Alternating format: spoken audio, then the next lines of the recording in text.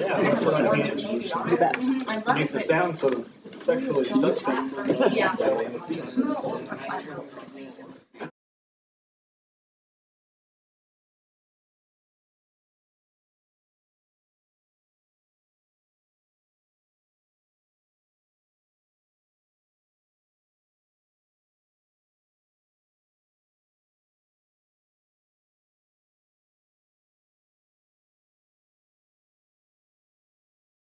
She's got cameras coming at you both sides.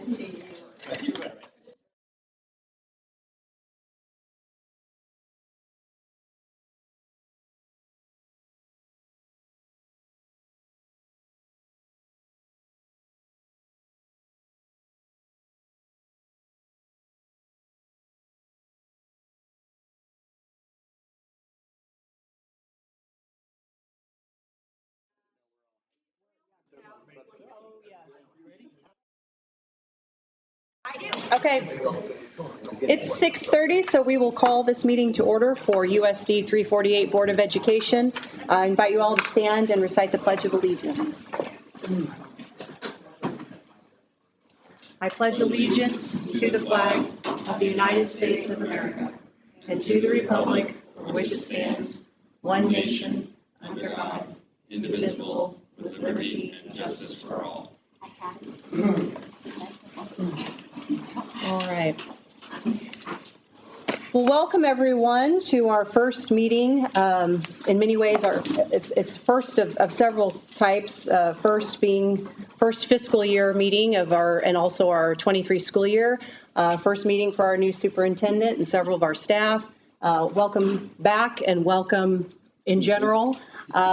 As we get started tonight, we do need to have an approval of the agenda. However, if you don't mind, I normally ask for that, but we do have some amendments. So because I'm aware of those amendments, instead of how we normally do, I will make the motion with the proposed amendments for your consideration.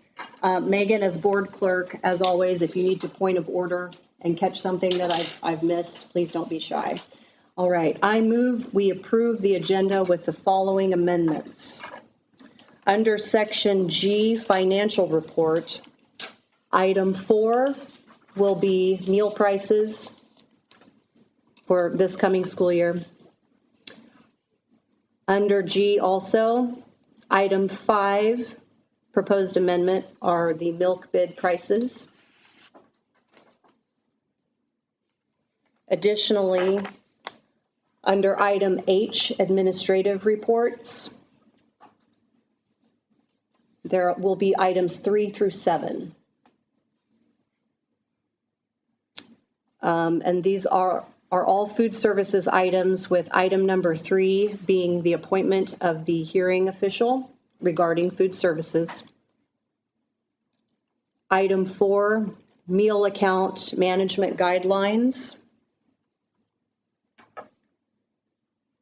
Item 5, meal modification policy and form. Item 6, wellness policy. And item 7, still under category H, administrative reports, waiver of fees for school year 23, 30-day carryover of free and reduced benefit status from school years 20 and 21.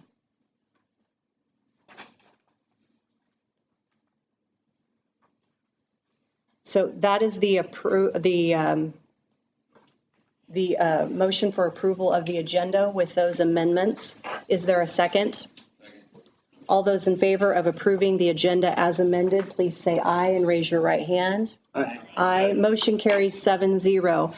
Related to the amendments of those agenda items, I apologize to the board. Those items were not added to the original agenda with documents uploaded to board docs. So I do apologize that was the case, and do reference that some of those food service items have been added in your folders. So there are paper copies of that there. You will not find them in board docs, but they are in your folders. There are a couple things that I'm not seeing here that we will ask our food services director about when she arrives and we get to that point of our agenda. But ultimately, I should have made it was there. I should have made sure it was there. There's some new stuff there that you'll see when we get to that point of the discussion that is different than this year, than years past, and that's because that we had our status of free meals for 2 years, so just waiting on some stuff and some adjustments. But regardless, I should have made sure it was on the agenda, so I do apologize for that, and we will move forward with that. If there are questions about that from the public, obviously, you should be able to have the information you need tonight based on that, but if not, we can direct those questions to our food services director and also Mr. Dodge. Executive session. I don't know if everyone's had the opportunity to look under executive session items. We do not have any executive session motions to make at this time unless any other board member has something that they would like to talk about. Okay. If not, unfortunately, because of procedures, it's 6:35. We still can't start our business meeting until 7. So we're going to have to just sit here for a little bit. If you need to use the restroom, you can. I know you just got here. But also, it's an opportunity to review for tonight the contents that are in your folders, your physical folders, if you want to do that, or look over any other materials. There's 8,500 policies. So this is also reading time for that. So we're going to have group reading time. You can absolutely feel free to visit personally. We're just not going to be able to discuss any board business, of course, until we start our official meeting at 7 o'clock. Okay. It's 6:36. We'll resume our business meeting at 7. Mark already cutting through the red tape. Was that clear enough that for everybody? I just printed it off. And yes, it was perfect.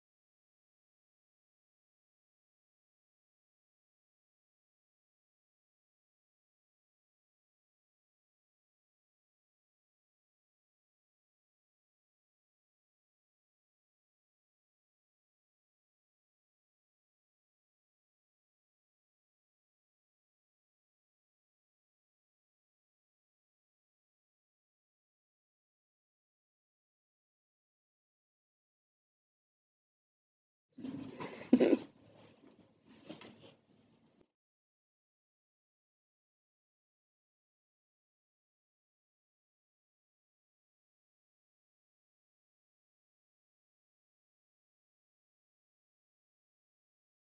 right now because we have less than 1 minute to go. Countdown.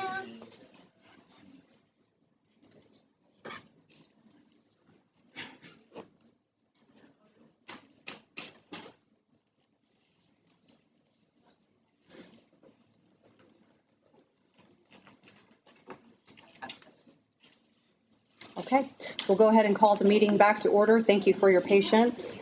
We'll move on now to organizational items. First one, any parent, family, or community engagement opportunities that anyone in the room would like to say anything about at all? Okay. If not, we'll move on to item number 2 under announcements. We have a few things here. First, I'll take a board meeting one, moving ahead to the 20th, just for a minute, and then we can completely flush that for tonight, for our work, for our agenda here. But just so board members know, we do have a special, and the public, we have a special meeting on this Wednesday, July 20th. It is a work session, but it is open to the public for, we will not have public comment for that meeting, but folks are always welcome to come and attend and listen. And that will be basically a wrap-up of not only our superintendent process, but tying, we're to a point now where we can tie our strategic plan initiatives with our goal setting for superintendent, and not just our goal setting, but our value setting. Dr. Britton Hart from KASB is going to be leading us through that process. So that's what Wednesday is about. It's part of the entire superintendent search from start to finish. And I'm really excited that he's able to come. He only had a few dates of availability, so we weren't able to plug that into tonight. So rather than do a random thing like July 6th, which I didn't think you all would appreciate, given the availability he had left, I was like, well, at least we're here this week, so we'll go ahead. So that's the explanation for that, just so that you know. If you have any questions about that more specifically, feel free to get in touch with me.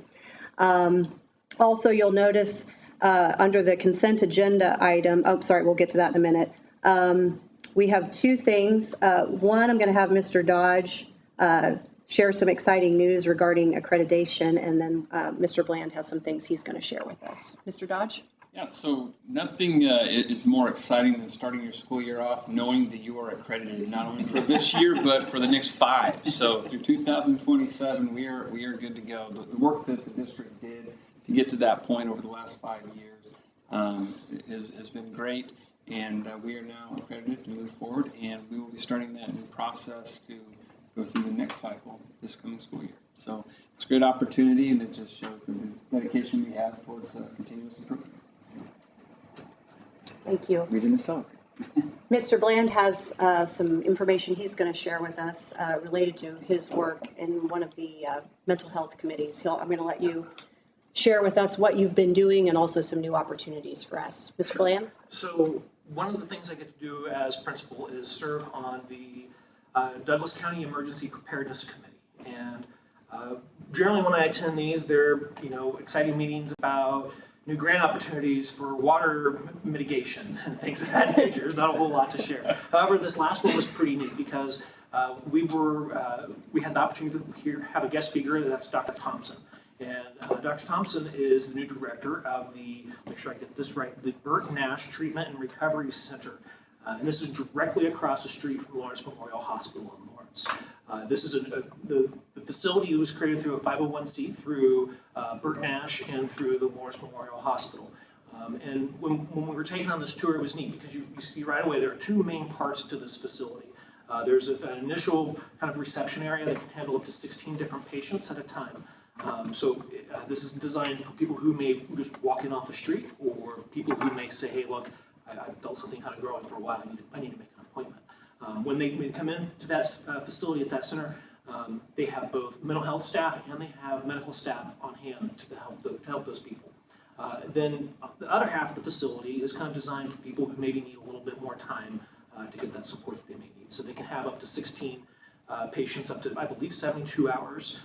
They have 8 rooms, so they can may have a roommate for a little bit of that, but they, again, have the therapist and the medical staff there to support those individuals. And even though you may not be able to schedule it and things like that, they're set up to take people just right in off the street. And that was something that was really interesting. We're talking about that with Dr. Thompson on our tour. And he showed us also the smaller section of the building where it's designed for local law enforcement to bring people in who maybe don't really belong in prison and really don't belong in the hospital either. Sometimes there's that third category that there's a need for some mental health support of some nature. So they have a whole separate entrance that's staffed 24/7 for police to be able to do those drop-offs. This is pretty exciting. This is brought to us through the sales tax that also brings us our social workers through Bert Nash, our rep workers. So we're excited to see this. They're hoping to get started here within the next month or so. Dr. Thompson referenced some paperwork that's just slowing things down and maybe not moving quite as quickly as he wanted. But still, it's a very unique facility in the state of Kansas. There's nothing else like it. So we're excited to see that right here in our very own backyard. I'm happy to answer any questions you might have about that. So the target audience for these services are all the school districts in Douglas County, or I mean, how specific is this to us? Mm-hmm. So this is open to residents of Douglas County. Okay. So that could be any one of us in this room that live in Douglas County. The question was raised to Dr. Thompson: will you accept people from Franklin County? We're not going to turn people away, but this is paid by taxpayers here in Douglas County, and that's what it's intended for. Mm-hmm. Well, it's an additional resource for our students and our staff if needed, and it's good to know about. So thank you for sharing that with us. The other piece, just to kind of follow up on that, Tony, is that one of the hard things that school social workers and counselors and administrators sometimes have to do is make referrals for intake for students who maybe are experiencing suicidal ideation. Okay. So this opportunity to go and tour this facility gave me an opportunity to really lay eyes on when I'm telling a parent, hey, this is where you need to go and where you can get some support from. It's helpful to be able to paint that picture a little bit better. Yeah. Mm-hmm. Okay. And during your meeting, just to follow up on that, I'm particularly clued in on suicidal ideation. There is a new rollout of a 3-digit number that people can call if they are having suicidal thoughts, if they're considering suicide, and it's parallel to the 911. Did you all discuss that? We did. We brought that up as well. That's 988, and when an individual calls that, it was starting July 16th, that person will be referred to a mental health professional to help them out. Mm-hmm. I think it's great that Derek's been able to serve on this committee and be able to bring back resources. I think it's easy to just become comfortable with what we have in our own communities and be able to reach out and realize that 20 minutes away there's an expert help for families. So. Thank you for serving on that, Derek. Thank you, everybody. Thank you. 988. You need that kind of assistance. I'm sure our school buildings will be sharing that information in age-appropriate ways as well. Last thing, just so you guys know, at 8 o'clock, whatever we're doing will come to a natural stop so that we can allow for a presentation from DLR. So I don't want that to be jarring if we make a jump somewhere, okay? Our consent agenda, before we have a motion for approval, Mr. Dodge is going to give us a brief explanation for one of the items that's included in the resolutions. It's a financial thing, and he's got an explanation before we make our motion. So this explanation is going to be more towards the line of putting it in common layman's terms. We sign every year a waiver that allows us to operate. School districts and other municipalities operate on a different process in terms of their accounting fee functions. And so this waiver that's included in there is what our financial director would sign every year so that we can just operate into the fun world of school finance. So with that, is there a motion for approval of the consent agenda? So moved. Is there a second? Phil has moved and Tony has seconded that we approve the consent agenda as presented. All those in favor, please say aye and raise your right hand. Aye. Aye. Motion carries 7-0. Recognition time. I apologize. Our activities director was going to do this, but it didn't work out, so I'm going to do it, which will make it. And we only have one student here, so it's going to be a little bit cringy, but we're going to get through it.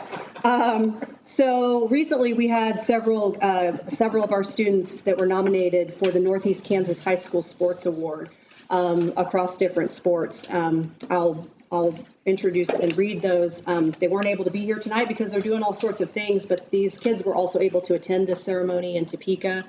It was at the Performing Arts Center. It was a really neat thing. Also, many of our coaches went, and our activities athletic director went. Coach Spielman was there. Our newly retired coach, Bob Martin, went and attended. And let's see, it was Gary. Who? Oh, yes, Crystal. Yes, sorry.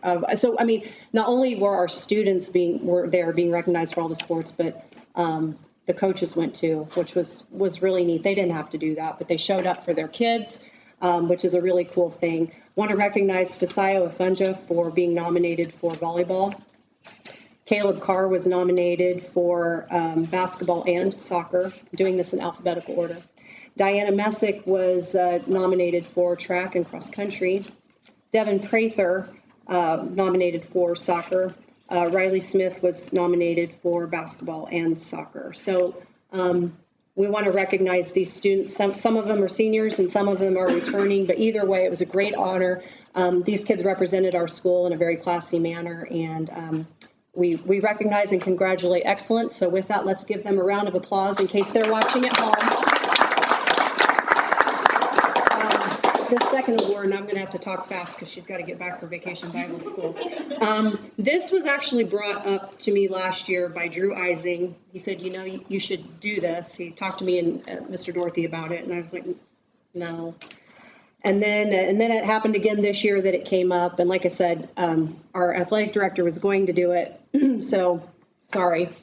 I think Riley would have appreciated it more. But essentially, Riley, you want to go ahead and come up? The only reason that I wouldn't have done this, it kind of was brought to me, I think our board clerk actually said, if this was any other kid, this wouldn't have even been an issue. So I really shouldn't go the other way, compensating in the other direction. And you know what? She was right. Any other kid, this would have been done last year anyway. But Gary Stavanis, our activities director, kind of checked the records, and we've not had a student, male or female, receive first team all league, first team all area, and all state honors in every sport they're in. And she did it 2 years or 3 sports or more. And Riley Smith has done that for not just 1 year, but actually 2 years in a row, for cross country, track, soccer. And so this is a special award for athletic excellence. We talked about the hashtag Baldwin built. Started in the Parents as Teacher program and graduated and did lots of stuff. So here's your award. I love you. Go back and do Vacation Bible School. Okay.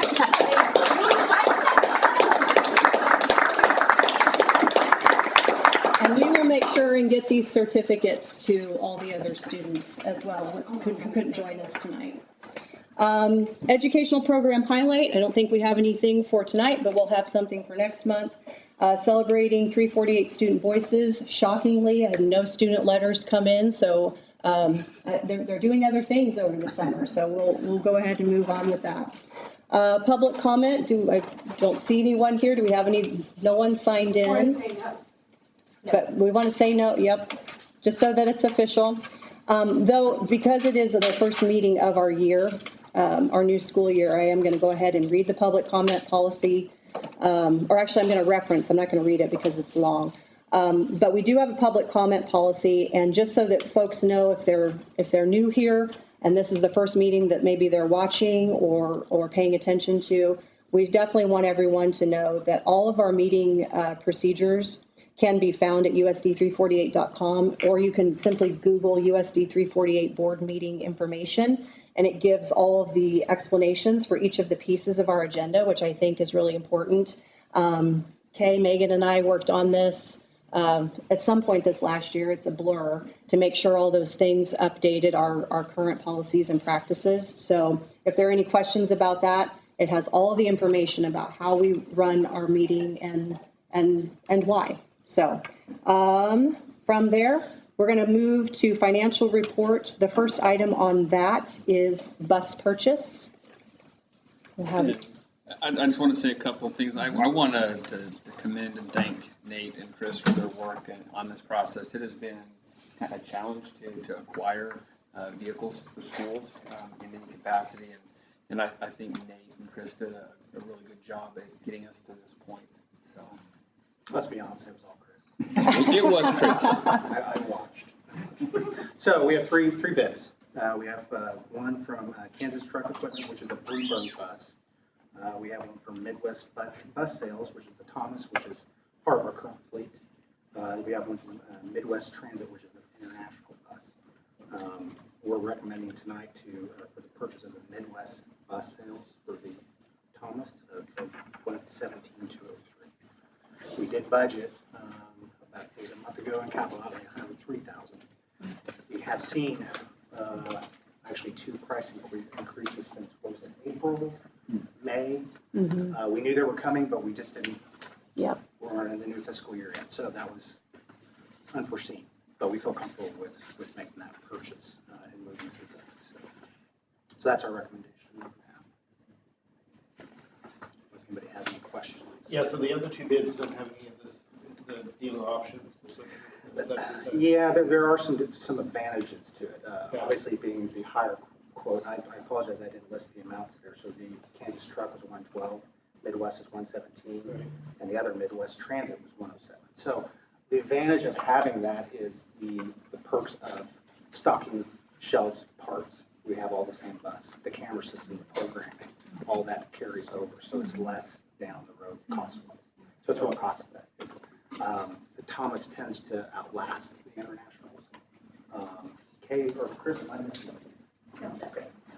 So there is an advantage to it, for sure. A little bit more money, but it'll be worth it in the long run.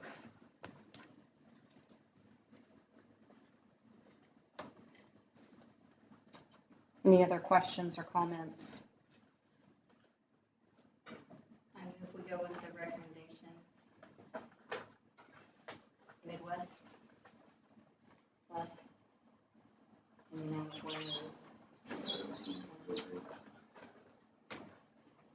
Can we have that amount again, just for the Oh, I'm sorry, public yes, record? 117,203 even. So 117,000. So Susan has moved that we accept the bid as presented, or the purchase as presented for $117,203. Is there a second? Second.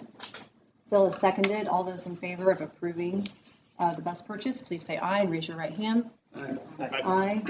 Motion carries 7-0. All right, item 2 under financial report, the exceeding revenue neutral rate. Yes, so in more so communication to the board, it is our intent to present to the county to exceed the revenue arm. So really, it's just more letting you know that these are the caps that we're going to be setting the mills out. Doesn't mean that we have to hit those caps, but we do have to get that filed in this week with the county. Part of that, which I think in our budget timeline, we do have to set a date, but we can get to that here in a second. So more just communicating to the board that that is our intention to do so. And then as we move forward for the final R&R budget approval in September. So just to be clear, there's no actionable item on that piece of it right now. When it does become an actionable item, it is a lever that we can potentially pull Change and move. if needed. Yes, So, absolutely. okay. Is this one that has to post for like 30 days and have a public comment back? This is the one where we have to let the county know by the 20th so they can taxpayers know. And really essentially what it is it's allowing us an opportunity to make sure that we're able to leverage our budget when we actually find out what our amounts are in late spring. Yeah, just do the assessment. So, and part of that is this is the second year, so by notifying the county, they're going to notify taxpayers. Yeah. So that's part of it. Okay.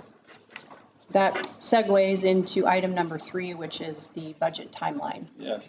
So with the budget timeline, last year being the first year for the revenue neutral rate, it was kind of free for all in terms of how districts did it. The state learned from that, and so they've created a timeline for the transparency purposes that are there. And so I just wanted to be clear. I visited with you a little bit about this in our updates, but I wanted to make sure that our community understands what this means. And so The first step is the intent to exceed the R&R, which we've done tonight. So that'll be the first step. The next step, Nate will be working on making sure the county knows so that they can notify patrons.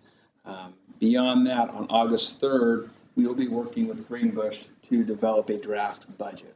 As a starting point, we will take it then to KSDE on August 8th so that their experts there, Dale Dennis, is who we've been fortunate to have an opportunity to meet with. And he is widely known as an amazing budget guy, as I'm sure you're all familiar with. So we'll meet with Dale. He'll go over our budget. He'll give us some ideas, some recommendations. We will then, in our August meeting, share with the board the needs assessment, the budget needs assessment, which has been part of legislation that started this summer. It's great practice in terms of reflecting on what it is we need to do with our funds to make sure that we're good stewards of our money. And so we started that process back in June with our building principals. We will come back again, review some of that now that we've had some time to sleep and think about what we talked about. We'll then present at our August 8th, at our August board meeting, those results. And there's a section that's for the board. And we'll give some recommendations based on state assessment results. And then from there, we'll leverage that feedback. We'll leverage that budget to update the budget. And so then that will lead us into the R&R hearings and the budget hearing, which we would like to have the week of the 12th. It would be best for us to be able to have a revenue neutral rate hearing, followed by a budget hearing, followed by approval of the revenue neutral rate and the budget. The R&R requires a roll call vote with a specific resolution, and we've got recommended language for that. And then our budget would be approved also. We could separate that out to a following board meeting, but that puts us close to the posting timeline, which has to be posted by the 20th of September. So this is where we are. And so what I'd like to do, if we could, have you look at your calendars, and if we're able to tonight, to identify a date the week of the 12th so that we could get that on the calendar. And the reason this is important is we have to make sure that those hearing dates are then posted for the public viewing. That notification is out at least 10 days. And we also want to make sure that that posting is correct when it goes to the community. It looks like activities wise for the schools, Wednesday the 14th is the only one that doesn't have something in the evening, like football, volleyball, tennis plays the VIT all day. And it's dance picture day, but that looks like it's We're talking September or It would be September. And it would not be, those would not be, or the meetings at length and time, those would be the only things that we would address that night to make sure that we're respectful of everyone's time. But it would also allow the community the opportunity, if they wanted to speak, they could.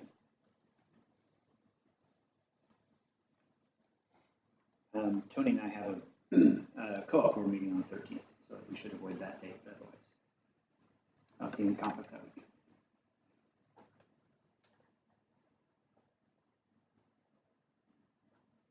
Anyone else have major conflicts? I'll be busy that Friday night. Yeah. Yeah, let's not do it Friday night. Yeah, let's not do Friday night. What about Sunday morning? I can do that. As long as it's before 10:30.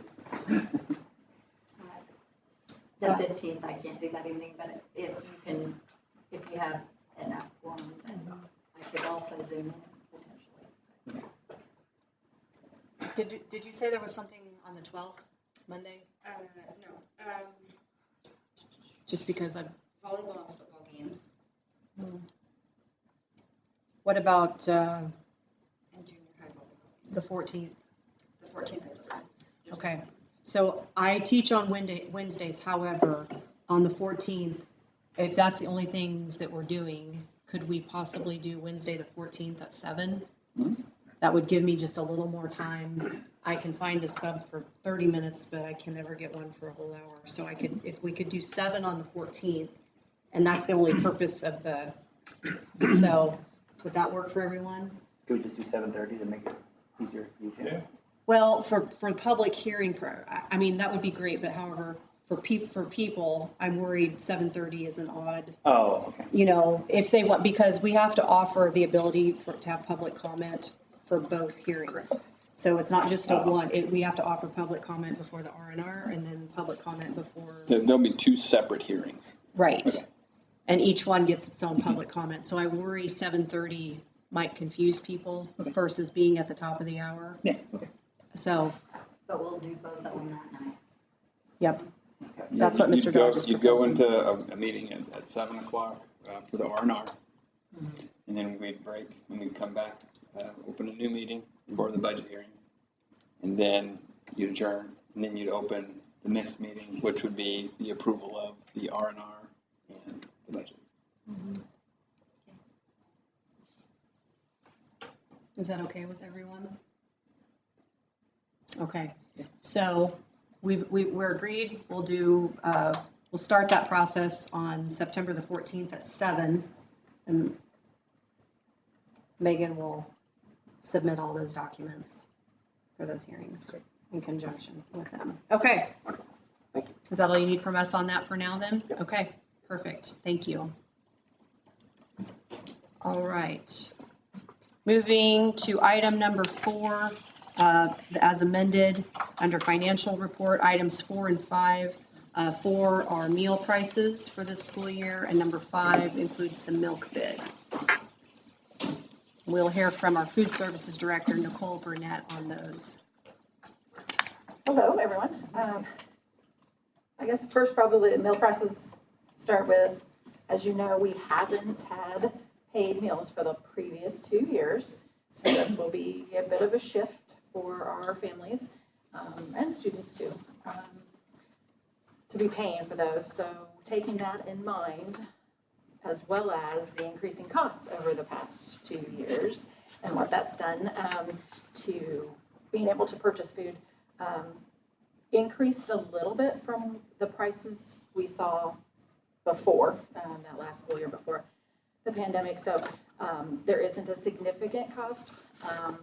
We try and wait till the very last, mostly because the USDA still has not released their reimbursement rates for us, and what is it, 18th? So we're still kind of guessing that this will work.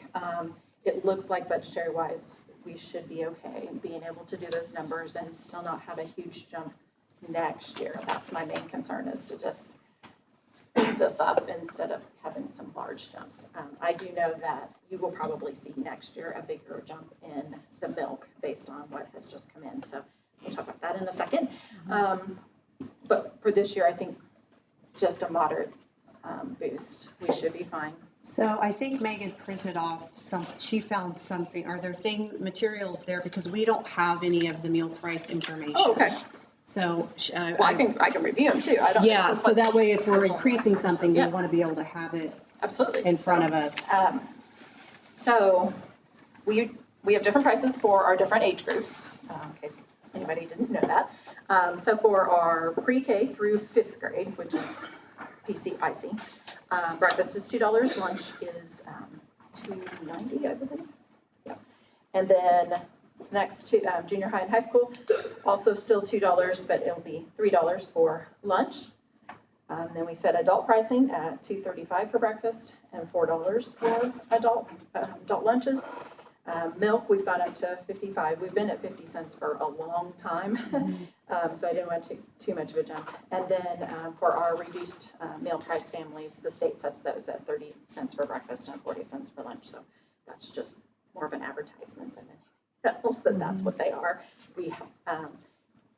Our only choice is to go lower than that. We are not able to set them any different than that. So any questions on those prices? So what are we changing from to now? So very little change for our breakfast. We actually, when I ran budgetary numbers, gosh, that wasn't last year, it was the year before, in order to show to the state, we were kind of high for what our expenses were. They weren't, it wasn't as close as we are with our lunch. So I haven't moved it up as much.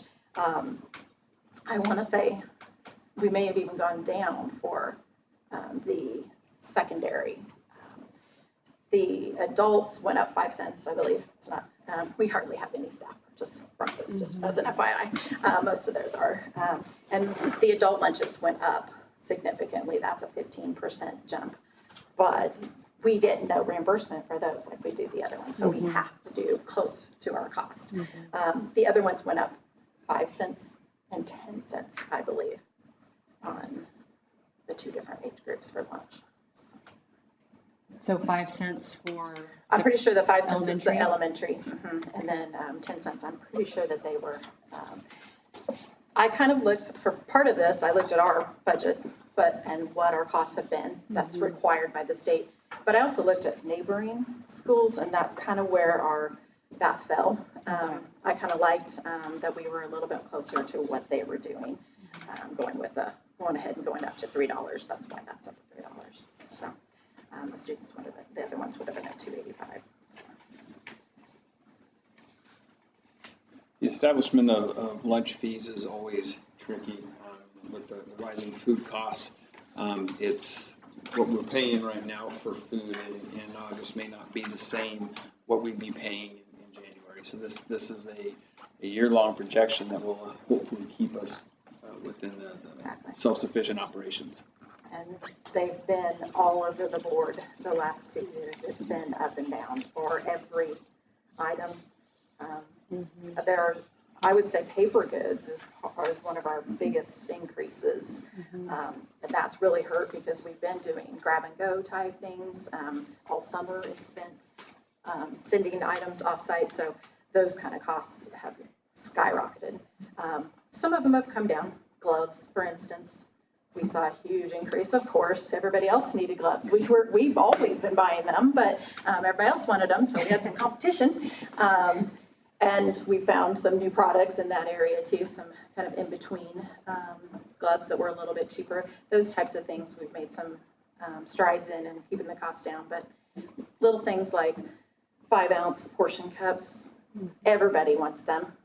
And so finding those, I can get you a lid with no problem. I haven't quite figured out why we can get lids and not cups, but every director I've talked to, it's the same thing. So who's buying them, we don't know, but somebody is. Somebody bought them and they're just stockpiled in their school is our guess. But so things like that. So paper goods has been a huge one, and then we're also going off of predictions of what might be going up. We're expecting beef prices to go way high this year. So we don't have a ton of beef products. If you haven't looked at our menu, even items that you might think are beef, in a school district, they're probably not all beef. They're probably a portion poultry of some sort, chicken or turkey.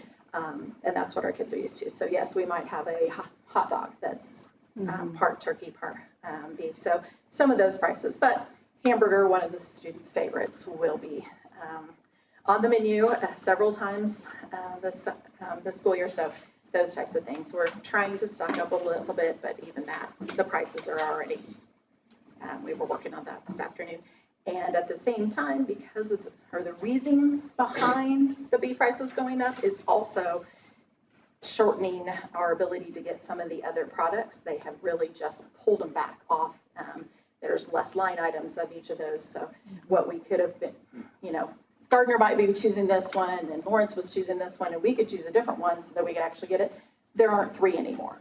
So that's where some of our challenges are. That's really the case with many of our items, but we're just now noticing it with beef and trying to think of it. So paper goods and beef we're expecting. We're also expecting, and this is due to the climate, so all of those droughts and fires and et cetera you've been hearing about, we're expecting our canned fruit items, which is pretty much a staple for our lunch, because it's typically a very economical choice for a nutritious item that we are required to have. Some of our students' favorites, mandarin oranges, pineapple, but the peaches and the pears, typically those prices are not, they're pretty stable. They're predicted to be much higher, on double to triple the prices that we've been paying. So I'm trying to balance those with what we have reserved, what we've done. We've also received some extra funding from the USDA. All schools have, not just our district. So some of that's going to help with those costs too, to offset some of that additional.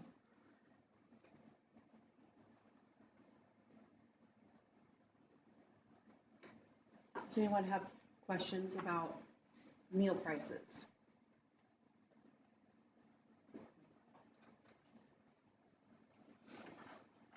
So I have a question.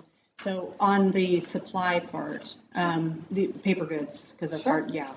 I know we were doing some things related to COVID with packaging, so we don't have to do those things anymore. So that, I'm hoping that part of it can help.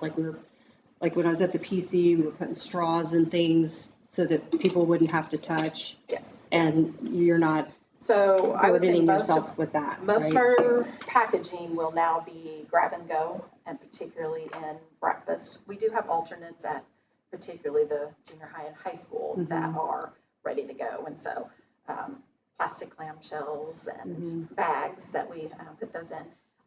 Our second chance breakfasts that are at the junior high and high school, those are always grab and go. We don't have time to have them pick and choose. We just give them options in bags instead. And so if we put a fruit in there, it has to be cupped. If we put a muffin or a breakfast bread, all of those are packaged. So that's where some of ours, and then the package itself, the sack itself. So that's where some of that's coming in.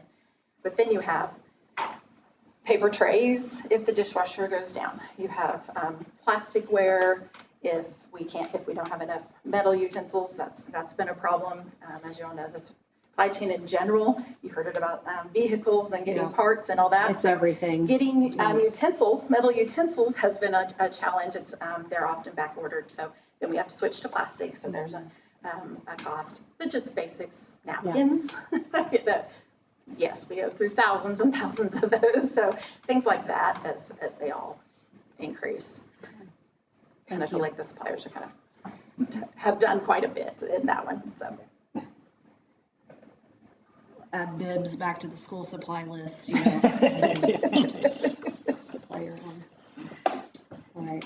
Any other questions regarding, so what's being asked of us is to approve an increase in meal prices for this upcoming school year. So I just want to be clear and that's reflected in our motion for the recommendation.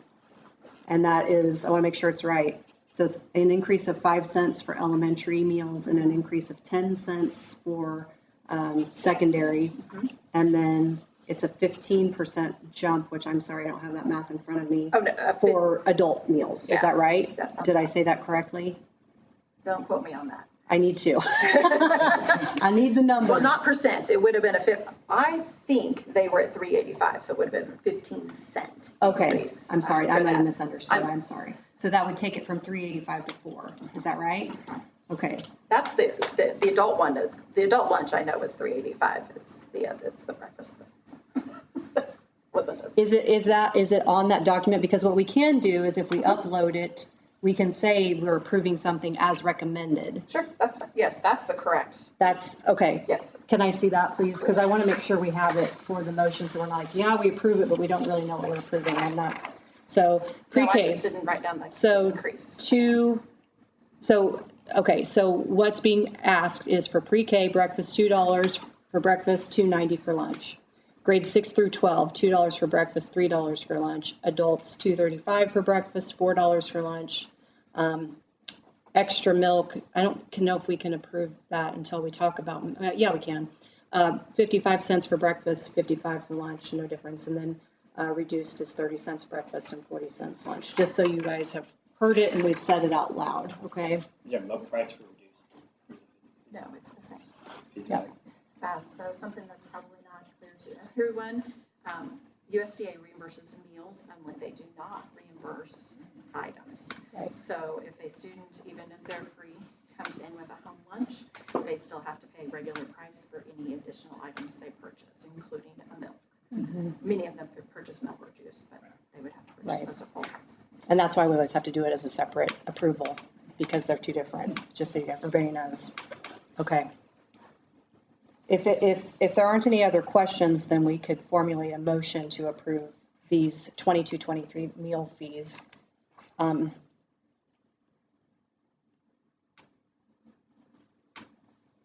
Yeah, or it would be easier since I have it in front of me, I can read it. I move that we approve the 22-23 meal fees as presented Pre-K through 5, sorry, I should have saved this. Breakfast, $2, lunch, $2.90, grades 6 through 12, $2 for breakfast, $3 for lunch. Adults, $2.35 for breakfast, $4 for lunch. Extra milk priced at 55 cents for both breakfast and lunch. And in the reduced column, that is 30 cents for breakfast and 40 cents for lunch. Is there a second? Second. All those in favor, please say aye and raise your right hand. Aye. Motion carries. Now we'll go to item number 5, which is the milk bid. And that you do have correct. There's Yes, copies. Okay. yes. So I put the rationale, we are required to document the process for selection and why we did what we did, basically. And so that's the second page of that. You don't have to read through it if you don't want to, but I wanted you at least to see where I was going with it. So we weren't shocked that we only had one company bid for milk because that's kind of been the trend. We are close enough to Metro to at least have that. Other, more rural districts do struggle a little bit more than we do in that. Having said that, the other two that have been either our supplier or have bid in the past did send us letters and say, due to distribution challenges or staffing challenges, et cetera, they would not be submitting a bid. Again, consider us next year type thing. Things might change. That would be Dean and Anderson Erickson were the two that sent those letters. So not the entire time I've been here, Anderson Erickson has never bid. We had Dean 3 years ago, so they have been at one point competitive. They just have struggled with Kansas market, I think. Highland has been a supplier for many schools in our area for many years. They surprised us by not providing a bid for the main item that we have on there, which you see as chocolate milk. They supplied us with a bid for 1%, but not skim. I'm not willing to make concessions in my menu for the extra calories and fat. Part of that is the students don't prefer it. We saw that the last 2 years we've been allowed to have a waiver. I elected the waiver only because they kept substituting. So sometimes they would bring half skim and half 1%. The students made lots of comments throughout the year related to that. So I know their feelings. I'm also of the feeling that once you have them used to one kind, they do better if you stick with that. It doesn't matter what it is. We're all that way as humans. If you've been on a low sodium diet and then you go out to eat, you'll notice immediately how much sodium is in that. Works the same with our students and that sodium, whole grains.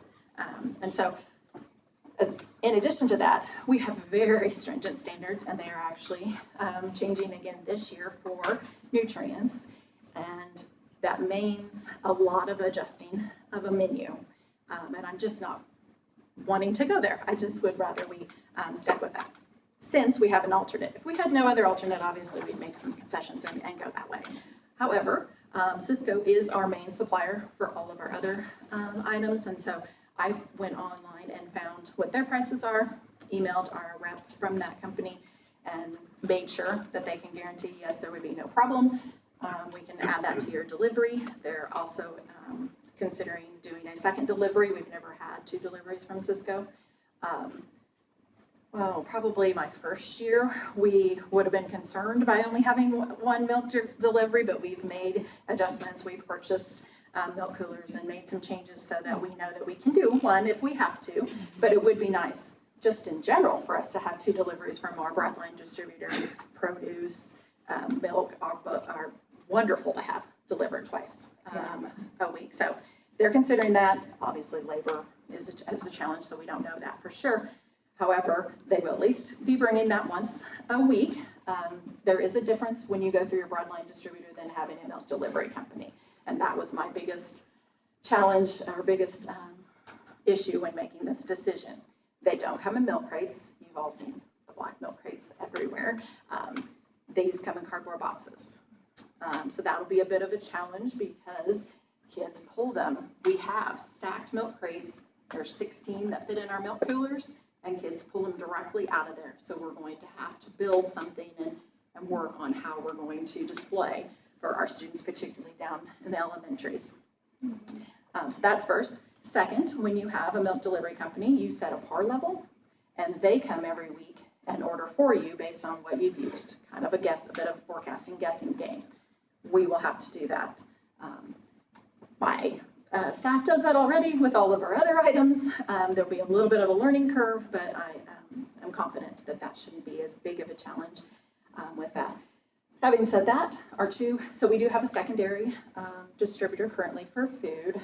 We probably purchase 15% or less from Benny Keith out of Oklahoma, but they are a backup. They also have this product just in case Cisco does not or doesn't have as much as we need one week. Their prices were not as competitive. Cisco's were. Cisco's huge. You've all heard of Cisco, that's one. You know they're huge. So they have a little bit more competitive advantage of getting those prices. So right now it's showing, I think, maybe a penny or so difference between the Highland bid for Highland Milk and the Cisco bid for Highland Milk. But I wouldn't expect that to stay like that. I think there's like $3.90 or something for a gallon of milk from Cisco, then Highland bid $5. So you're seeing huge differences. They'll change. We get closer to school year and get into it, they'll be much closer. So I would expect our costs to be similar to what the Highland is predicting them to be. However, they go by the exact same thing that every milk company does. They're set at the federal level of what the raw milk price is, and then it trickles down to what the cost to us is. So you'll see some fluctuation in those costs, but I did not see for the long term that there would be a significant difference in cost, first of all. So that would, to me, mean that we could go with our broadline distributors instead of a milk company for this milk bid. And then I've just kind of outlined the products that we get and which company we intend to award them to. We do not purchase a lot of bottled juices. Those are only available at our high school, so those numbers are little, so that we won't even be buying too much of those. And we recoup all of the cost of those. So it's really the gallons of milk, the half pints, and the ice cream are the ones that I was really focused in on making that decision on and seeing those prices. So. If you've ever been to a breakout room, that pretty much a good metaphor for working in food and nutrition services lately. every day is a riddle and a puzzle to solve, whether it's trying to make sure you get the nutritional guidelines or trying to purchase. And Nicole's done what I think a very diligent job of trying to provide not just the best calorie choices for our students, but also taking into account what is it they want, what do they prefer. So thank you. Yeah, try. So. I think in the future, if we sampled all these ice creams. Well, give me a month or two and we'll have them in, so that wouldn't be a problem. Yeah, right now I couldn't say that they're in good quality. You can come sample we moved them from one freezer to the other, so they melted a little bit. You don't care what they look like. Like our students are a little pickier than that because they're paying for them. But yeah, they're little, yes, the ice cream sandwiches run out on the side or the ice cream bar is broken. But we have all those right now, so yeah. So what we would need is a motion for approval for our milk bid to go through Cisco, correct? Cisco and Benny Keith. And yes. Yes, yeah. Cisco is the predominant one on there, but yes, Benny Keith, I believe just has juice and maybe one other item. So moved. Is there a second? Okay. Kelly moved and Tony seconded to approve the milk bid as presented. All those in favor, please say aye and raise your right hand. Aye. Motion carries 7-0. All right, moving on to administrative reports. First on that, we have the KASB policy updates, of which there are many. And Nicole, we'll come back. Your amendments are 3 through 7, so we'll give you a second. So there are many policy updates this time. So I will tell you there are a lot that are there, and we've thank you to Megan for helping us go through and dissect the policies that we have. We've provided some assistance there in terms of some of the recommended those policy recommended changes that we would offer. Since there is a lot to go through, I don't want to a point where I'd say, hey, can we approve these tonight? So if you would like more time to go through those, we can. But if you're in a position that you feel like you would like to approve, I want to leverage that opportunity for you. Many of these that are there will reference the policy CMA, which has been recommended for deletion, which is what tends to be several of them. There are several in there that are compliant with the new legislation that is there, that we have now. And so that's, KSB's pulled some of those together. There are a few policies that don't fit within the scope of our policies that we have or the practices we have in a district.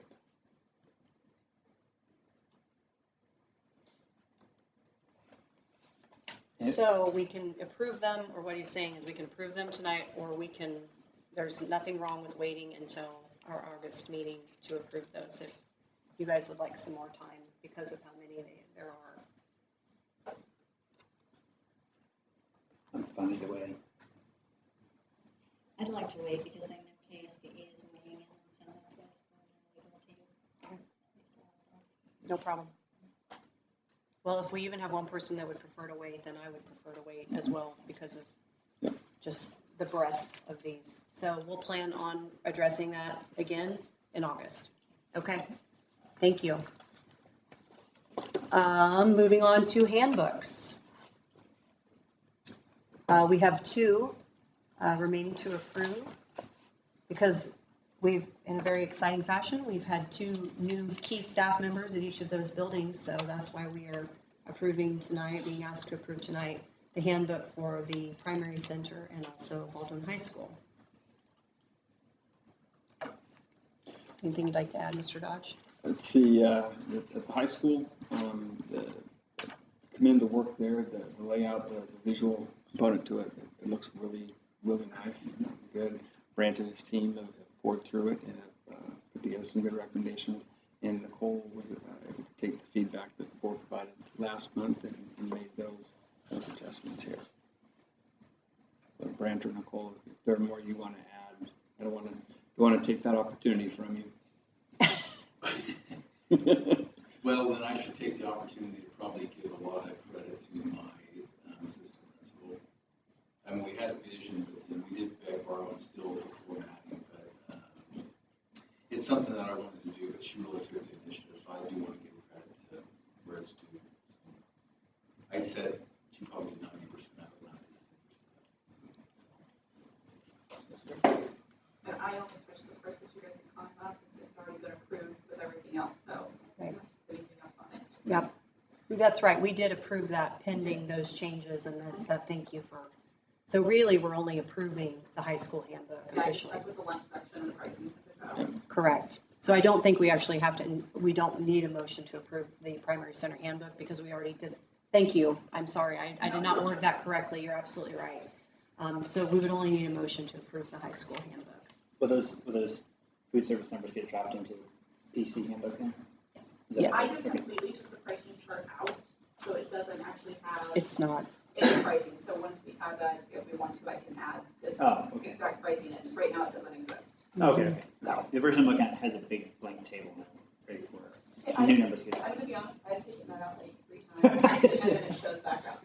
It's like a zombie. Not like As long as it's empty, I'm okay with that. Okay, it's currently empty. We'll plug some numbers in. Okay. Well, in that case, I guess I approve that we, I move that we approve the BHS handbook for the next school year. Second.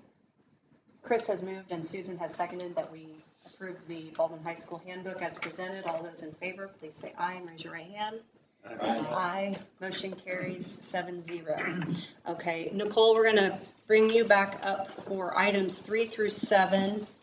And first one on that list, it's the meal modification, excuse me, no, that's wrong. The appointment of the hearing official. We did everything in order of the email that you sent. So if you could walk through, so if you have that email to reference, we've got the appointment of the hearing official, the meal accounting guidelines, the meal modification policy and form, wellness policy, and then the waiver of fees. I'll So take you can take the wellness waiver. policy and the Yep. waiver fees. Yep, that way it's like, that's a lot. Divide and conquer. I can take appointment of the hearing officer. Go right ahead. When you approve the consent agenda, anything that Mr. Dorothy was, you approve. We approved for the new, that's right. So that's taken care of. The hearing. That's right. If you want to know what they do, then I'm Well, happy to answer and questions. just for the public here, Mm-hmm. I serve as the hearing officer for free and reduced meals, if they were to come to question. Yep. Sorry, so, guidelines. So we're at meal account management guidelines. So that's basically a really long, drawn-out thing that tells what we do with your meal, how we handle any monies that come in from families, how they access it, the differences between the age groups on how we handle things, how we notify if their accounts are low. That goes from reimbursable meals to a la carte. Both of those are included in that. There have been no changes made to this from the previous year. It's just our official document that outlines all of that. I reference it throughout the year anytime a parent wants to know, so why can I not get that money back? Or one of the instances that came up this year was moving money, mostly because they deposited money in anticipation for us going back in March of 2020. They deposited money in their meal accounts, and then we didn't use it. And so there have been some questions over this last year about where'd that money go? It's still sitting there. We have a different company holding it now, but it's still the same amount. It's still sitting there. And then as students leave the district and the process for getting refunds when they leave the district, that type of thing is all set out there. Okay. Anybody have any questions? Otherwise, we would just need a motion for approval for the meal account management guidelines for this year. So then, Tony has moved. Is there a second? Chris has seconded that we approve the USD 348 school meal account management guidelines as presented. All those in favor, please say aye and raise your right hand. Motion carries. And the policy and form, we took care of in the consent agenda, but just so that it was all there and on the table. Wellness policy. So the Mr. wellness Dodge? policy, yes, it's something that's, it's just good practice to I guess, adopt each year or to approve each year. I visited with Lisa Patrick earlier this week, last week, and she indicated there were no changes to that.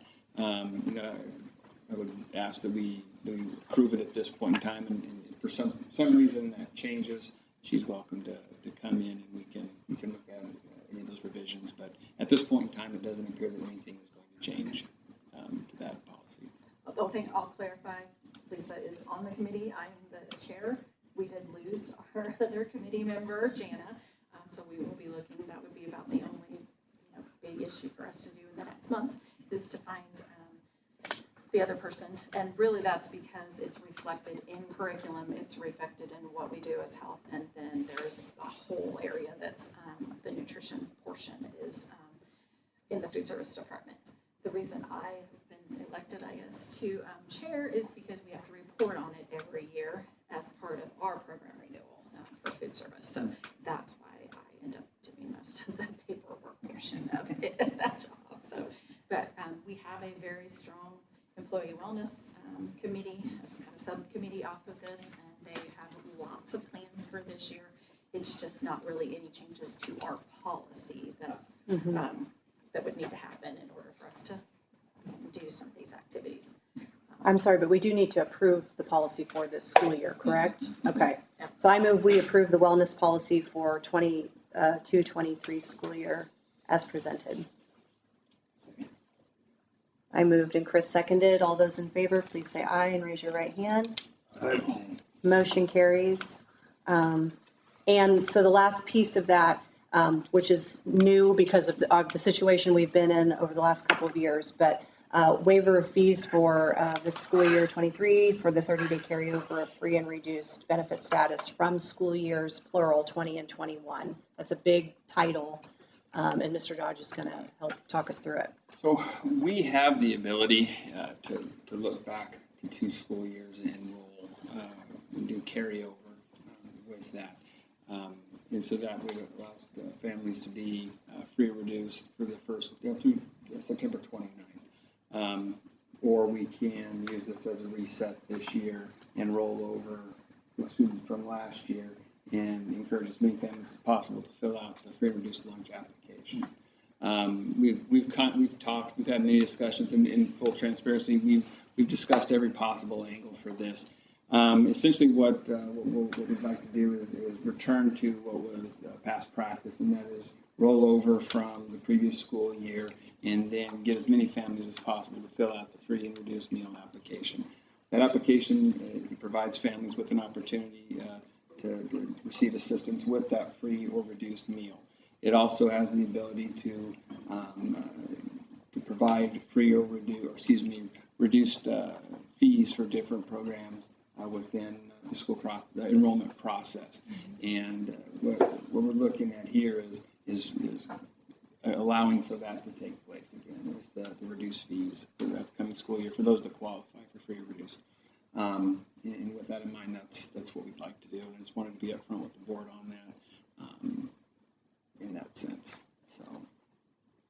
And just to be clear, there's no action needed because last year's families or students already rolled over into it when we set it up. Whenever their application comes in, we set it up for them to go into 30 days into this school year. So there's no action needed in order for that to happen. So what we'd like to do so that we can make sure that we get this word out. I sent a video message on social media last Friday, which after about 2 hours and 83 takes, I finally was able to put something together that seemed that would work. But we'll keep communicating with families because it doesn't just impact the free reduced status for students. It also helps the school district with at-risk funding, which also then impacts the services that we can provide students, as well as funding for staffing in various ways. So this is an important process for the school district. But we want to make sure we just, as many families that can apply for it, if they can qualify, we can give them the assistance they need, and then we can also improve the services that we provide students. Great. Thank you for explaining that, walking us through so people can have a chance to hear, because it's very different. And so we appreciate having that on, being able to talk about that tonight. Okay, we have worked our way through administrative reports. We have guests here. Oh, do you have anything more to add? Just clarifying, there should be another policy. Yes. The meal I think modification. we skipped right over 5. Oh, did I? Policy and form. Yeah, we did. Oh, Good sorry. call. Good catch. I thought, well, maybe I it's in thought a that different was- order than I thought you So said. I don't have anything in my folder And I for was like, that. YouTube will tell me, I don't have anything for that. So Okay, what is that? It's the exact same. So The state policy. requires us to renew these or basically bring them to you and before they go into our program renewal for food service. So meal modification is how we deal with special diets within the district.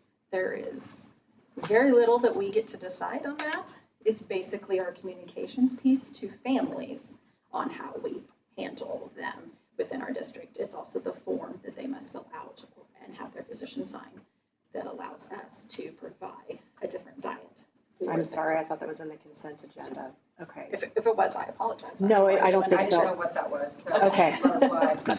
So under food and nutrition at the website, just so that we have something Absolutely. in front of us that we can currently reference, or if you have it in front of you, if you could, it's just the form, that's what you have to take to your doc, if you have to apply for a It meal. is, yes. Just, okay. And it just spells out, for most families, you don't need to go do this because it's one thing. So they may have a child that's lactose intolerant. You don't have to go get the signature from your doctor. We can make modifications within our meal plan in order to allow for those.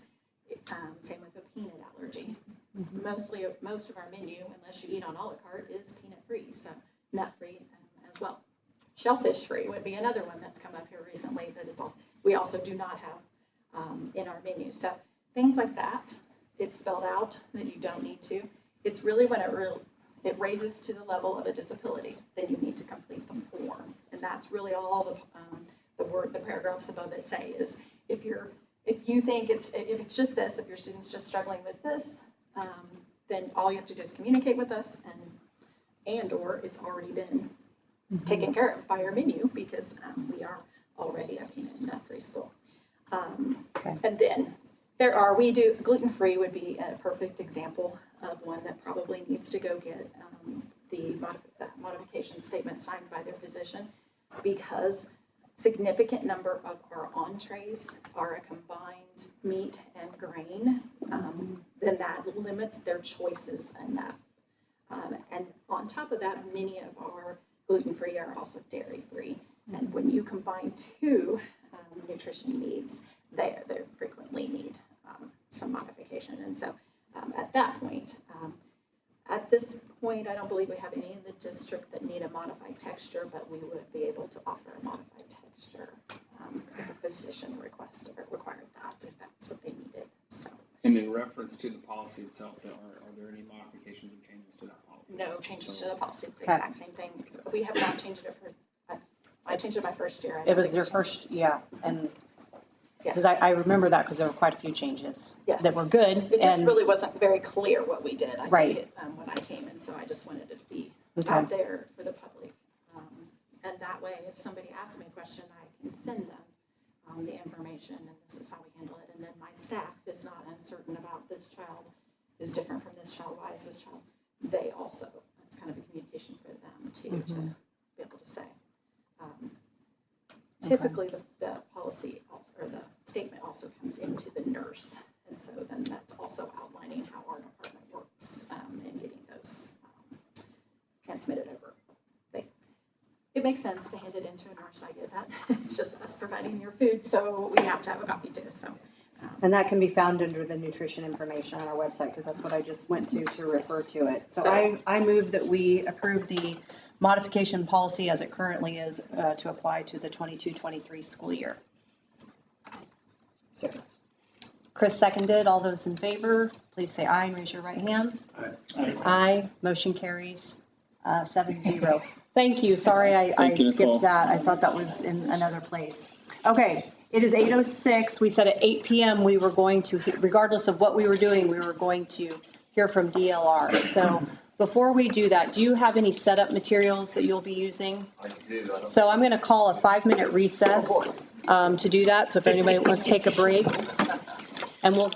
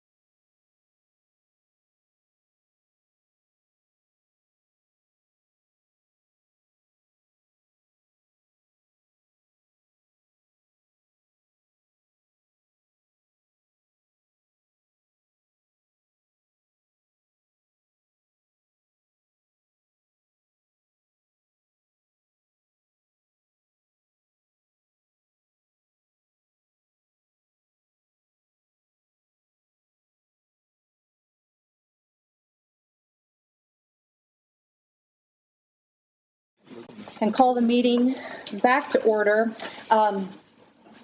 Right before, we're getting ready to segue into new business, which is very exciting.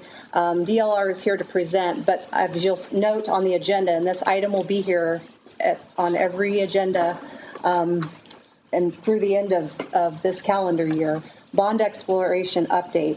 I'm basically going to use that as a tee up for you to talk with us about what we've talked about for tonight. That didn't make sense. Bond exploration update. We had a site visit on Tuesday, which you will talk more about. One thing, and maybe you were planning on mentioning this, but since Chris is here too, cleanest bus barn in the state of Kansas. Am I overstating? No. Just that was one of our comments that came back, along with many others, which they will get into. But you know, we went to all the places and appreciate everybody hosting, showing everyone around. And the one thing that I do need to mention, just as sort of a mea culpa, is I want to make sure I own to the board. I spaced on inviting the Recreation Commission. Now, when they came to us back in February, you know, they asked us to consider a mill increase or two.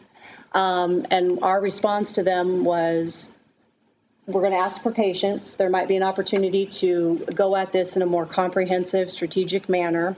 You will have a meaningful seat at that table. And I had heard that Matt, the director at the rec, was out of town, so it shifted to the back of my mind, and I forgot. I want the board to know that I immediately contacted Matt. I emailed DLR the next morning. I also made sure they had in their hands, and including their engineers and everyone on the email list, all of the materials that the rec had submitted to us in terms of things. Many of those things already cross over and have already been identified, but in any ways that there were some differences. Point is, we went everywhere except for the ball fields, but those materials were submitted. I personally followed up with Matt. He was very gracious, Matt McClure. He was very gracious about it. In retrospect, I absolutely should have invited them. I had every intention of doing it, and then I lost it.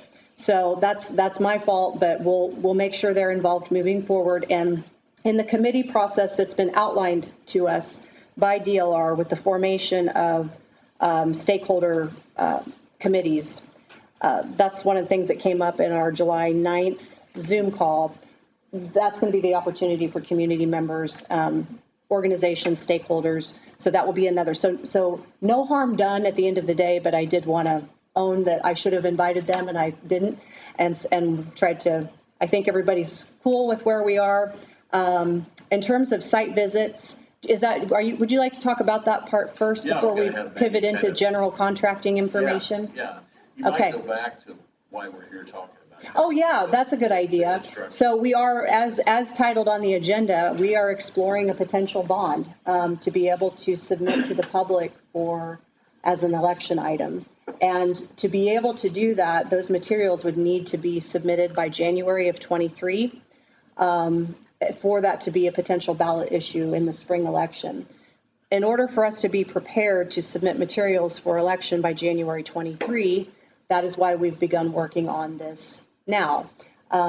We have selected DLR as our architect, and we made that decision previously this past spring to lead us in this process to explore what might be possible. And so it kind of starts with that dream process, which is what the work that's been going on already this summer on our behalf. That's a little bit better contextualization. Yeah, sure. Thank you.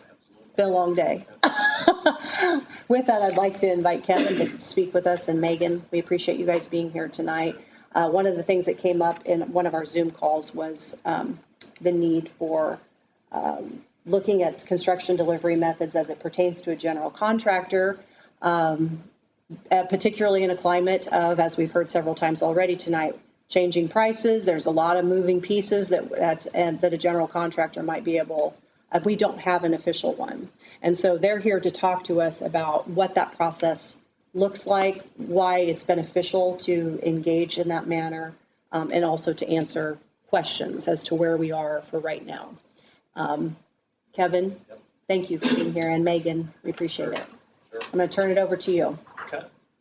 I First, I wanted to just thank everyone. We hadn't been back together since our interview, and we just want to thank you for the opportunity to continue with Baldwin City and continue your trip here through the next few years. I think we were very excited. So anytime that we come, when we're on the docket, you're going to see myself, Megan, or Stephanie, if you remember Stephanie. Tonight it was a little bit more technical about construction delivery, so gave her the night off. But she'll be here giving you kind of updates during this whole entire process about where we're at, where we're going, what did we find out, what's the next step. So, Megan, do you want to add anything in our trip last week with all of our engineers? Yeah. So first of all, I'm glad that we did it last week and not this week. We did tour every facility. We were on the roof, we were in the basement. Overall, just broad strokes, all of the buildings are just maintained to a very high degree. We will be looking at the buildings from accessibility standpoints. We'll be rating them, giving recommendations on what needs to be improved or upgraded. Those are accessibility, safety, educational. So if the building is providing the correct educational space for the teaching programs, maintenance, deferred maintenance, And we did, and like every building and every house, every building that is 30 years old or older, you start seeing some things that need to be dealt with, and you have some of those. There are some water issues that need to be dealt with, and you're dealing with them as they come up. But maybe there's a deferred maintenance component in there we need to look at as we're on the roofs, looking at why are we getting moisture in the building in some locations. So that's the plan. And we had our structural, our mechanical, electrical, plumbing engineers here. I think it was good. We went around with all the custodial staff. met with all the principals, and the principals met with their staff. So we got a lot achieved in one day. So now we are working on compiling information, putting it in a format that's easy to understand, and then we'll come back and share it with the board. Thanks. Thank you. So, to go back to that conversation about construction delivery methods, one of the things that we suggested, and I think you need to see this and you need to make this decision, but with the volatility, just as Kelly was talking about it, with the volatility of the construction industry right now, keeping someone who is intimately involved in the construction industry, like a general contractor or most have moved to the world, they call themselves construction managers. Keeping somebody involved in that helps us make great decisions about what's going to happen in a year, because they can't they're predicting also what's going to happen in a year, but they do have a pulse of probably 6 months out. If we were going to do something in 6 months, what kind of structural system would we be putting on a building? Would we be using precast concrete? Would we be using concrete? Would we be using masonry? Would we be using steel? And so we need somebody to kind of become advisors to you, so you're making the right decisions along the way too. So this presentation is mostly about the different kinds of ways you're all you're all familiar. These are the three ways that we can deliver construction in the state of Kansas for public entities and for schools. So design, bid, build, construction manager agent. There's also it's construction manager as advisor. Then there's construction manager at risk, or construction manager as constructor is what the contract actually says. So I'm just going to go through each one of these and give you kind of I'm trying to be as simple as I can, because it can be very complicated, but I think this way we can do this fairly simply. So, well, let me go back. So design bid build up here.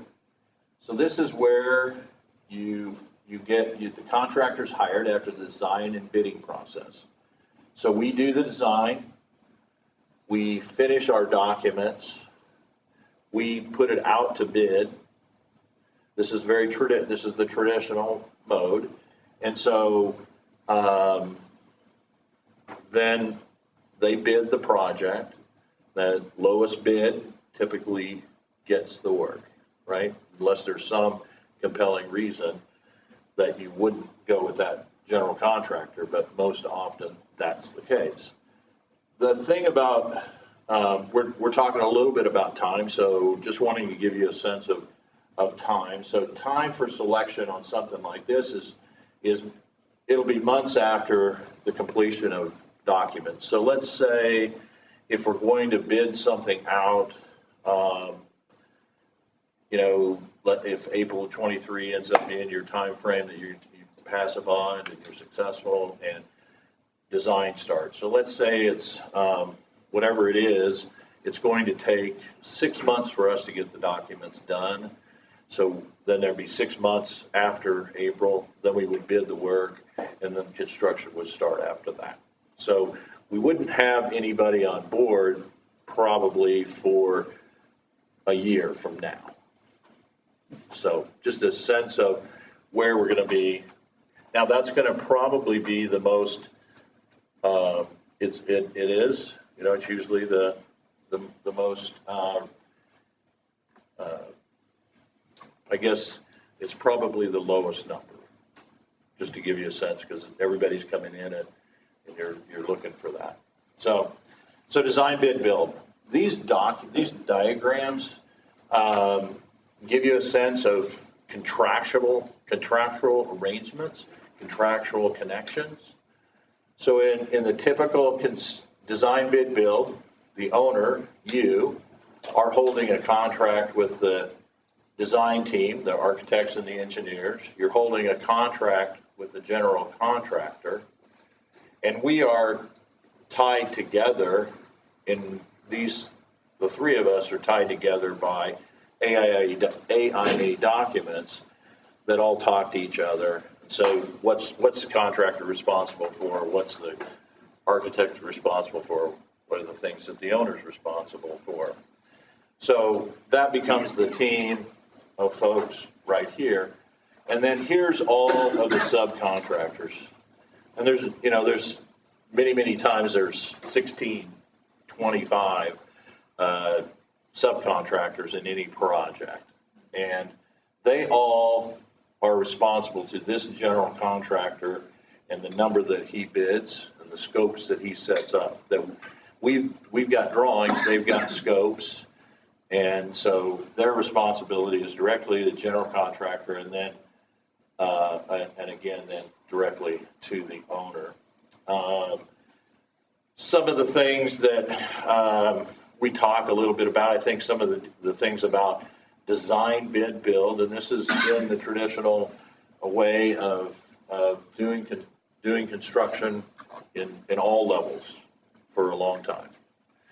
So we look at this and say, this is you get a fixed cost, and it's based on a full design and documents, and so it's a lot easier to say to them, these are the documents you bid, these are the documents, here's all the pieces and parts.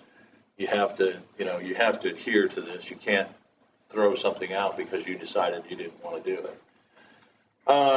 This is a very linear process. If you look at it, we're going to design things, we're putting the documents together, and then construction starts. If you want to ever fast track something, this is not a way to fast track. The only and what we're seeing today, the reason we're fast tracking is because it's taking a year to get steel.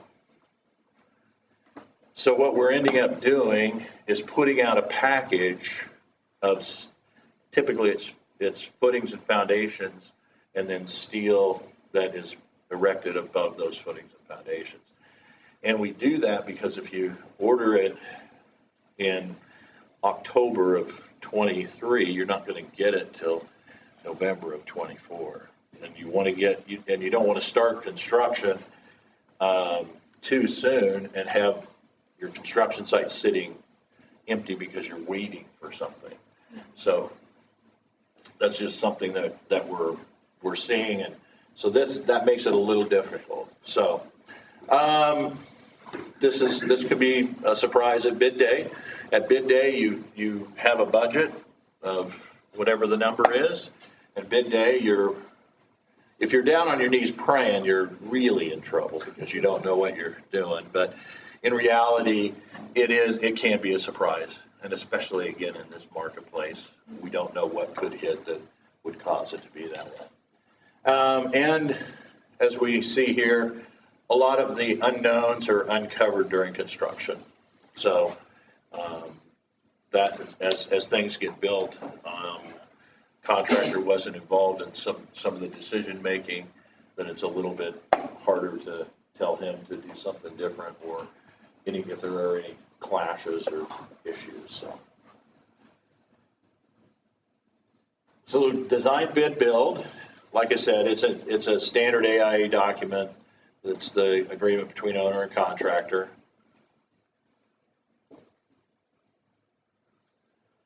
And I've kind of already talked about these advantages and cautions, things that, and you guys can have this so you can look at it and just kind of see some of these things. But like I said, it's typically it's going to be your lowest initial bid.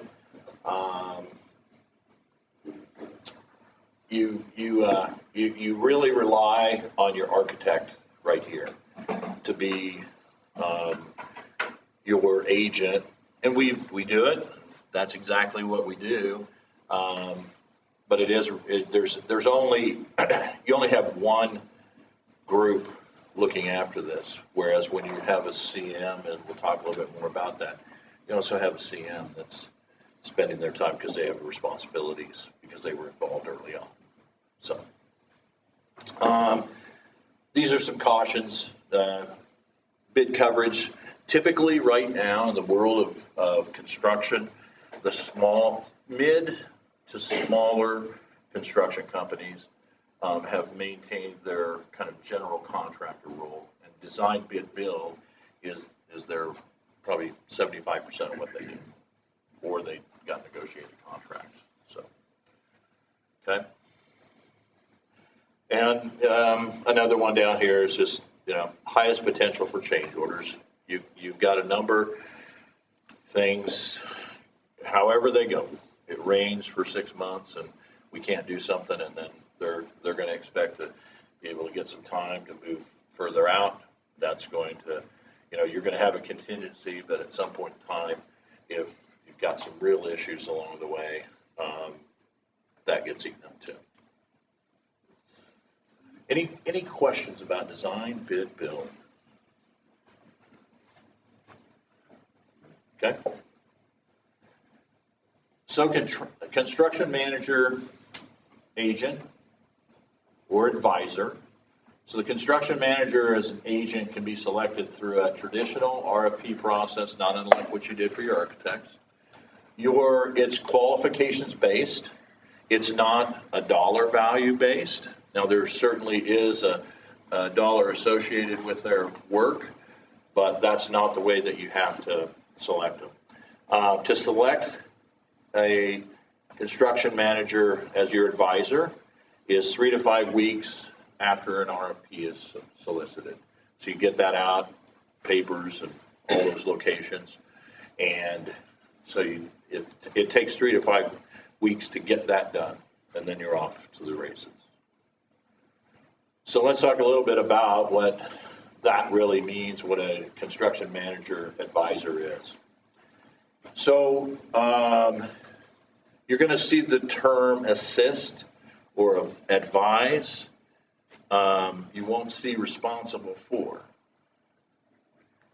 Because the construction manager is an advisor, their role is to assist you in putting together schedule, assist their architects. We have the same kind of relationship, owner, architect, contractor, and we have documentation that makes them responsible for things and then we're responsible for things. But the big difference is that here's all those subcontractors. And if you remember on design bid build, the subcontractors went up to the CM. In this one, these are all owned by the school district. Now, these two teams will look at pay applications. They'll look at submittals for their materials and recommend passing it back through the CM back to these contractors. But at the end of the day, when the project's over and you have a plumbing issue, it's your responsibility to go down here. Contractually, it's your responsibility, or you're the only ones that can actually get these guys to do what they're doing. I will tell you that there are CMs in this marketplace that treat CM agency a lot more like what we're going to talk about in CM at risk. They do take on the responsibility with the owner. They do work with you directly. They do, because they're getting the subcontractors to bid the work, and they're typically, those subcontractors want to do a good job for that CM, because they want to do another one down the road, 5 years down the road. So there are some that it's very good. But the difference is, at the end of the day, instead of just having one telephone call to that CM, you're also having to deal with all of these 23 contractors.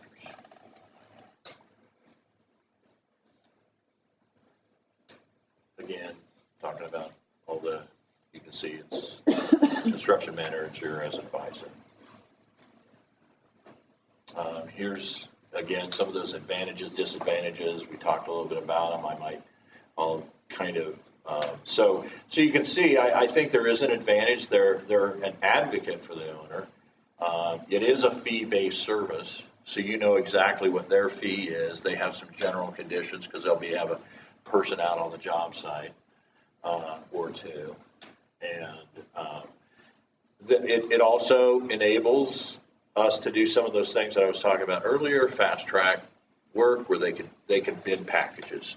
They can put those things together and make sure that we can get steel if we're going to do steel or if it's going to be something else. So there is this flexibility in packaging the work that it can also, if there are local subcontractors, they have that ability to help that process. Just like I said, there's no contractual responsibility with the prime contractors, and then you own all of those contracts. I would tell you that I think the biggest, the person that is affected the most is your financial person, because he's going to see 20 pay apps a month. And just going through that whole process. He relies on us. They rely on the CM, but that's the other thing is just keeping track of those books instead of one number for the general. So this typically, I don't know that I would say that this process is any less expensive than another or more expensive. I would have to say that both CM delivery methods are probably more than design bid build. The initial cost.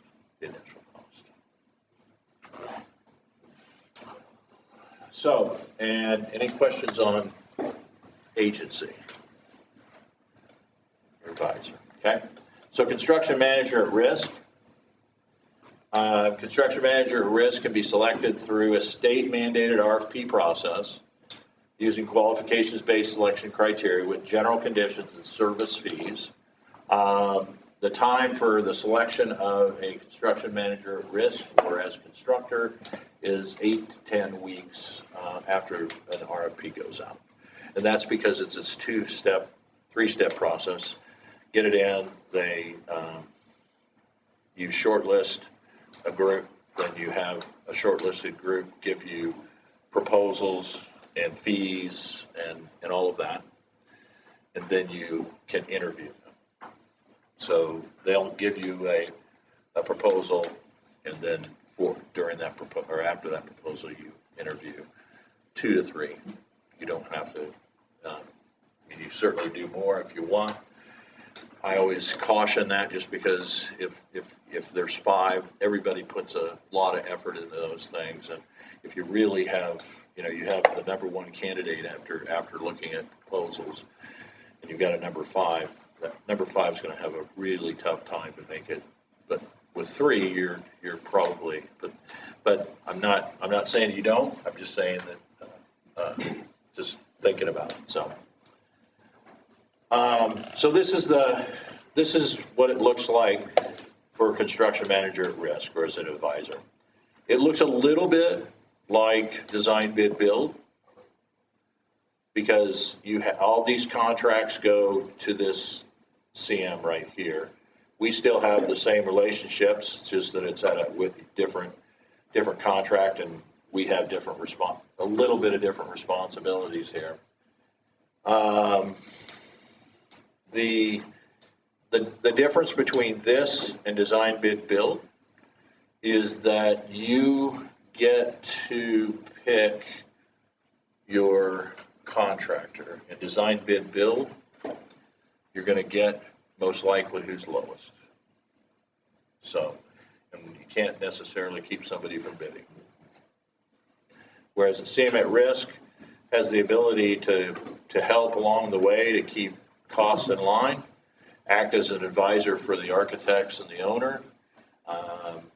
At every stage, we have design and deliverables. So early on, we're going to have a budget, and then we're going to have a look-see at the drawings, whatever it is, at schematic design, and then at design development, and then at the end of just before construction documents go out for a final bid, you're going to know where everything is.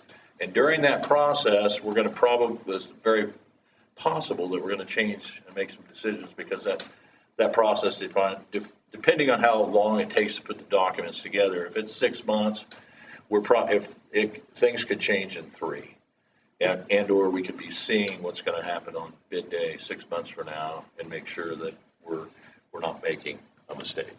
So. Again, same kind of deal. We have a contract that ties us all together. I guess the thing that I talk about with construction manager at risk is that it's a team approach.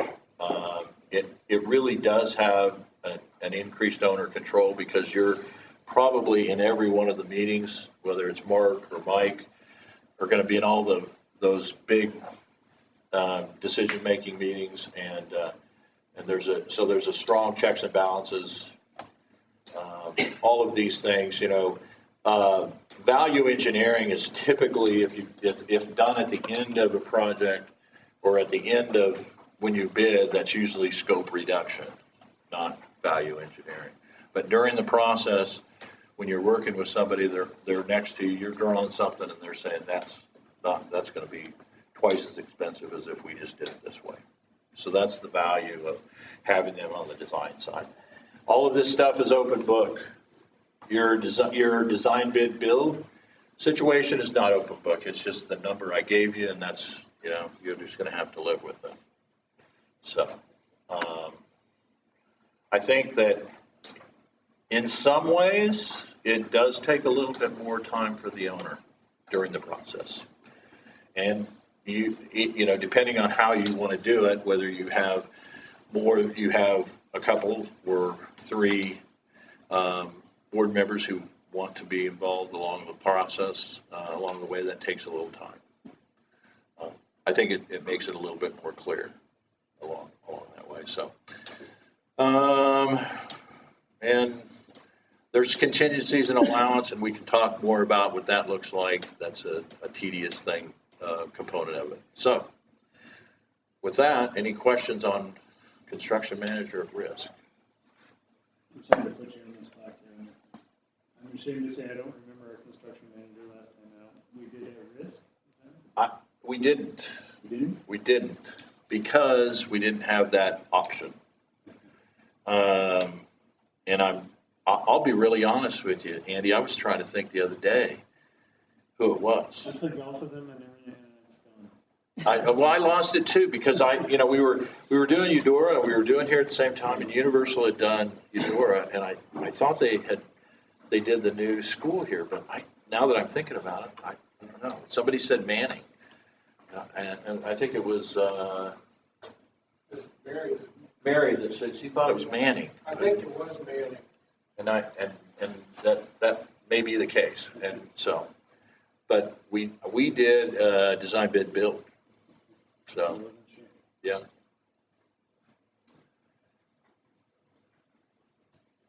And that's a lot of information to digest, and if you could send that to us, Yes, that would be great. we can do that. Um, I'll just leave that here, but I'll send you guys. Okay. I'll send it so you can distribute it. Okay, that would be awesome. But in the meantime, based on this very initial overview of these three options, does anyone have any questions? We're not being asked to make a decision on this tonight. What is a suggested timeline, though, for making a decision one way or the other? It's really the process that we're going to go through. We sometimes have them on board, so they're sitting in the rooms. Well, I saw that, depending on which one we go to, like, they're in right away, but I mean, also, Right. we've got to have time to decide Right. what we want to do. I mean, usually after if we'd had them, they'd have been with us. Right. But we'll come back, and once we're making some decisions, then they'll be walking through these buildings with us. Mm-hmm. So that's extremely valuable.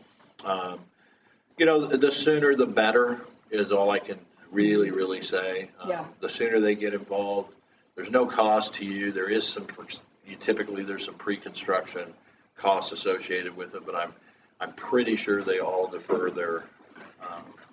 those costs until a passage of bond. So. That will be research that we will need to do in our process. Yeah. Is it upfront money? Is it deferred? Right. I mean, right. that's the big aspect of how we, it factored into our decision heavily with the architectural firm that we chose. Yeah. So we certainly wouldn't want to skip over that part. So that can be some due diligence on our end, research-wise. There's probably 9 folks that typically will submit on these that are all in the Kansas City marketplace, and some that are, for instance, Ottawa has a great. Actually, all of the work we did at Ottawa was done by a local Ottawa person. So what's the most common method that schools typically go with? We are almost seeing it exclusively in the construction management side. Now, I'll back up and say, but when it's a project of $200,000 or $300,000, there's some really competent people that can do that work, but don't get into the construction management world. And there could be a few of those kind of projects that you do in this in this work. So we did all of this safety and security was I think it was Combs out of Lawrence. I think they did all of those safety and security projects under a design bid build environment. So, and they did the acoustics in the gym. Yeah. So, but typically at CM, it is construction manager. I would say it's 65-35 that it's at risk. So one safeguard exists in construction, the seeing at risk as an example. When we are working under a budget, it seems like those programs, I mean, the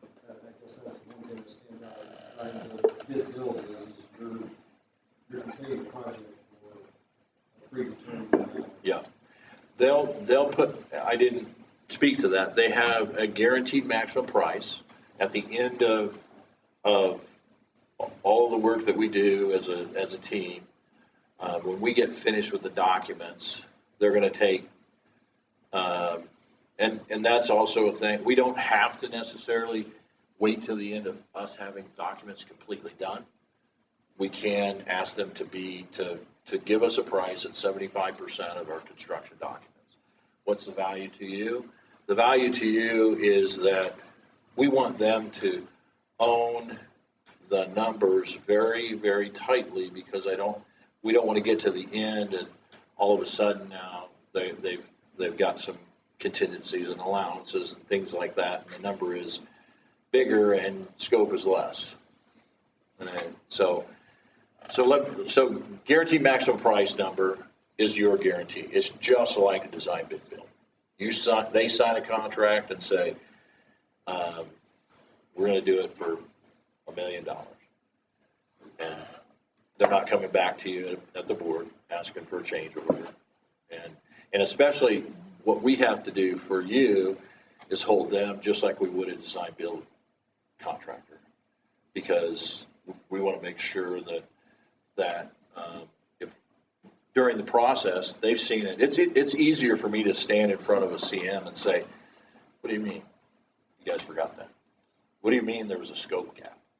I don't understand that. Because on our drawings, we show this. Somebody owns it. And if you created scopes that left that out, I guess you own it, because you were there. We were all together in this process getting there. So the real difference between design bid build and CM at risk is the fact that you're able to choose that person, choose the people that you want to work with, and they're involved through the process of design. So. And just to kind of that point, as we're kind of talking, it's becoming a little bit more clear to me. I think I know for one, I'm very familiar with the design bid build, right? Yeah. That's how I've done everything in my life. But the major difference being that in the design bid build, it seems like you're kind of stuck taking, like you said earlier, the lowest bidder, and so and that's your construction agent or your construction manager for that who's giving you the bid. He owns it very similarly to the construction manager at risk. Then in the at-risk scenario, you can pick that person independent of the contractor's bid. So it seems like it's very, very similar, with that being kind of the main difference. Because then he's got to go out and he's got to get those subcontractors and find the ones, as Mary is in the design bid build, maybe he already has his stable of subcontractors that he's using. That risk guy's got to go, he has to find them to come in, because he's still bidding it. I mean, he's giving you a maximum price, telling you what it's going to cost. Remember, we were talking about it at the end of SD. That's a design end deliverable, and a design end deliverable at the end of design development and construction documents. And the value of that is they're going to their subcontractors during those time frames and saying, here's the scope of work. Yeah, I know there's just a few lines on a piece of paper, but you guys have been in this business long enough. You know how much it costs to do something. So and I know a lot of construction managers that at SD, they do not want to see that SD number go any further above 10 to 15% at the end, because they got more information. So if that number's 30% difference, they're probably not using that sub again to help them put together pricing, because they don't have a very good pre-con. In the diagram you showed, in the last one, the at-risk, it had the three of the fat arrows between the architects, the contractor at risk, and us, the large black ones. And in the first two, those looked like those were contractual. So in this one, the CM at risk, do you have a contractual obligation to you guys also and to us? This agreement is pretty much the same, no matter how it goes. Okay, because the one that was except for the contractor. Yeah, the middle one, the second option, there was not the arrow between you as the architects and So like there was a skinny arrow there. Yeah. So not a contract where the big arrows were contractual. Yeah. This is a contractual connection here too, but it's it's not a really strong, you're responsible for, it tells them that what they're responsible for, but there is no, we're probably on the hook in this case, just a little bit more because we are we're overseeing, I mean, this is a three-legged stool and like I said, there's many, general contractors in the Kansas City marketplace that treat this very much like they do CM at risk. But at the end of the day, when it gets down to brass tacks, sometimes they can walk away from, they're doing this and saying, that was a scope gap, sorry. Will you click back to the design build? The fat arrow is more confidence building. Yes, well, we saw that, they have a contract with them too. We don't necessarily, let me, yeah. So let me kind of explain what it is that the reason why is I don't have a contract with the general contractor. What I do have is the same documentation. AIA has put together documentation for all levels of construction. And if it's a stipulated sum, wording in this contract and wording in my contract are two different. I'll give you an example. In this kind of contract, I'm responsible for the costs. I'm responsible to make sure this thing's on budget.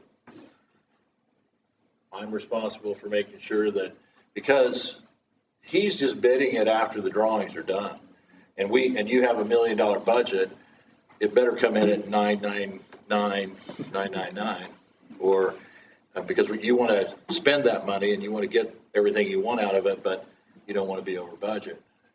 And if it comes in at 1.2 million, I'm redrawing something. Mm-hmm. So, but this is it's a connection based on these documents.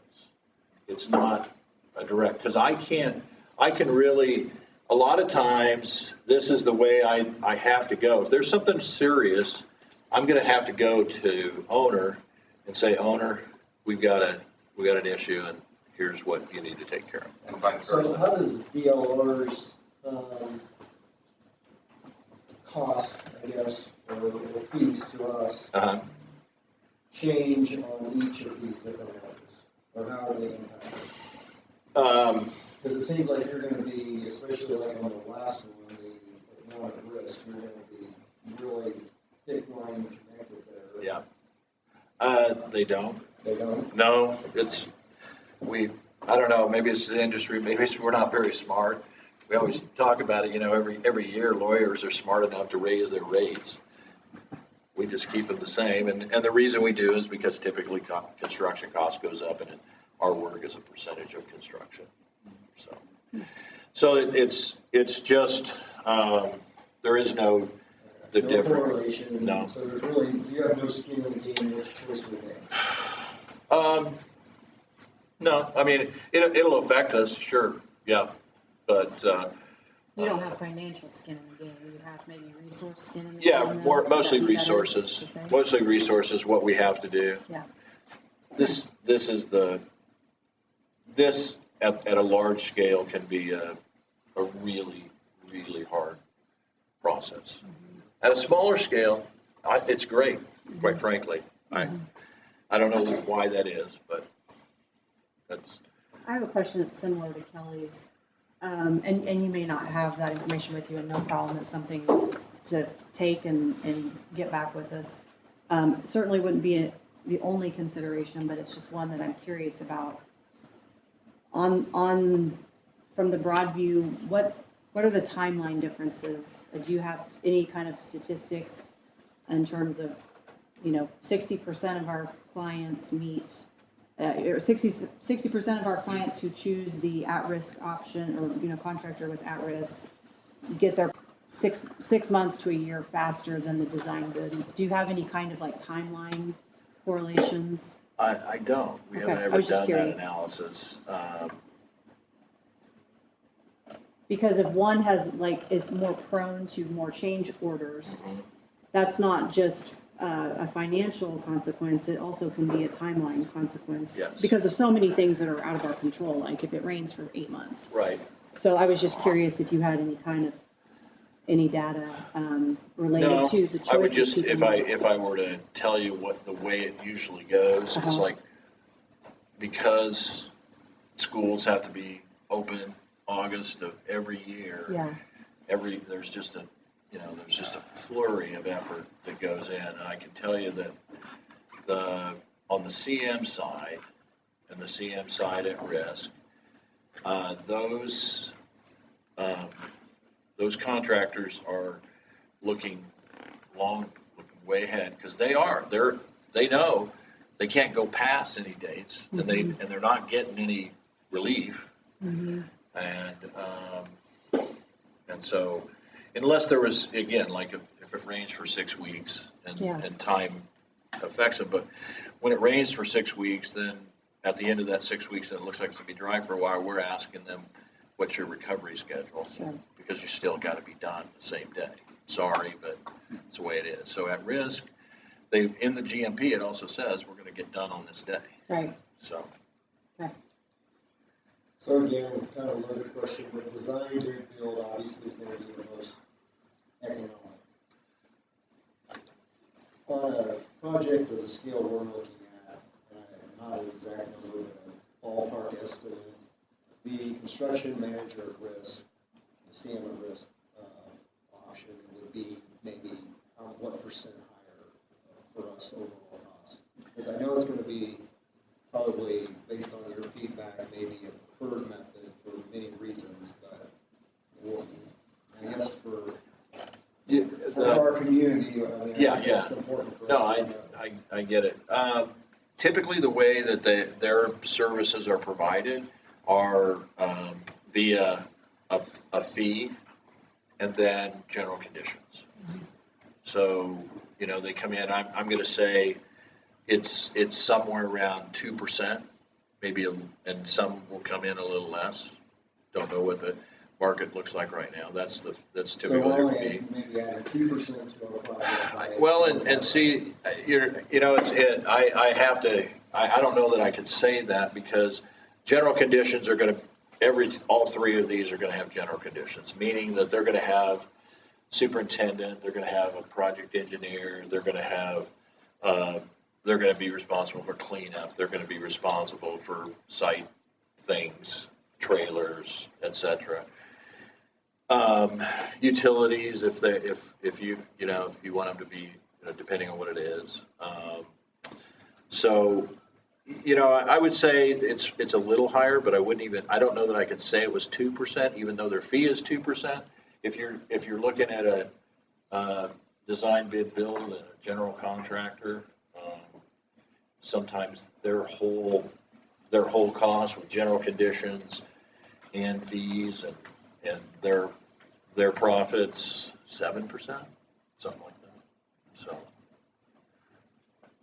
but that they don't really correlate. That 2% and 7% aren't the same. No, so that 7%. They both exist on the last one. Yeah. So maybe 2%. It could be, yeah. I have a comment and a question. Somebody would have to work pretty hard to convince me on the middle option, because I think it puts a lot of burden on our personnel that could best be avoided. The question is, and I think you hinted at this, is it possible that the risk has become a more attractive option as contractors are more booked up far in advance and materials are more expensive? Do they have their fingers on the pulse of that more than you guys possibly can? Absolutely, they do, because we rely on them. We start the design process on something, and the first thing we ask them is, so what's the structure of this building? Because how does it affect the construction? And the crazy thing is, down in Wichita, they're saying the preferred is masonry, because they got more masons down there. They can shake a stick out there. That's the cheapest process now. In Kansas City, it's still steel. And it's because even precast is not as inexpensive as, it's the lead times. It's the lead time. We went into that last bond, I think in a very favorable contractor environment. I think we saved, I don't know, maybe $1 million over what we thought we were gonna spend, because everybody was looking for work, and it's very much the opposite. Yeah, I remember the elementary, the primary was, I don't know, I was thinking it was $1.5 million or $2 million less. So, Let's do that again. yeah. Well, I have one more question. Kelly, you alluded a little bit to the kind of the scope of our project. I mean, it's ranging from everything from like the ball fields to indoor remodeling to building upkeep to athletic complex. In the design bid build, would you foresee a single general contractor being in charge of all of that?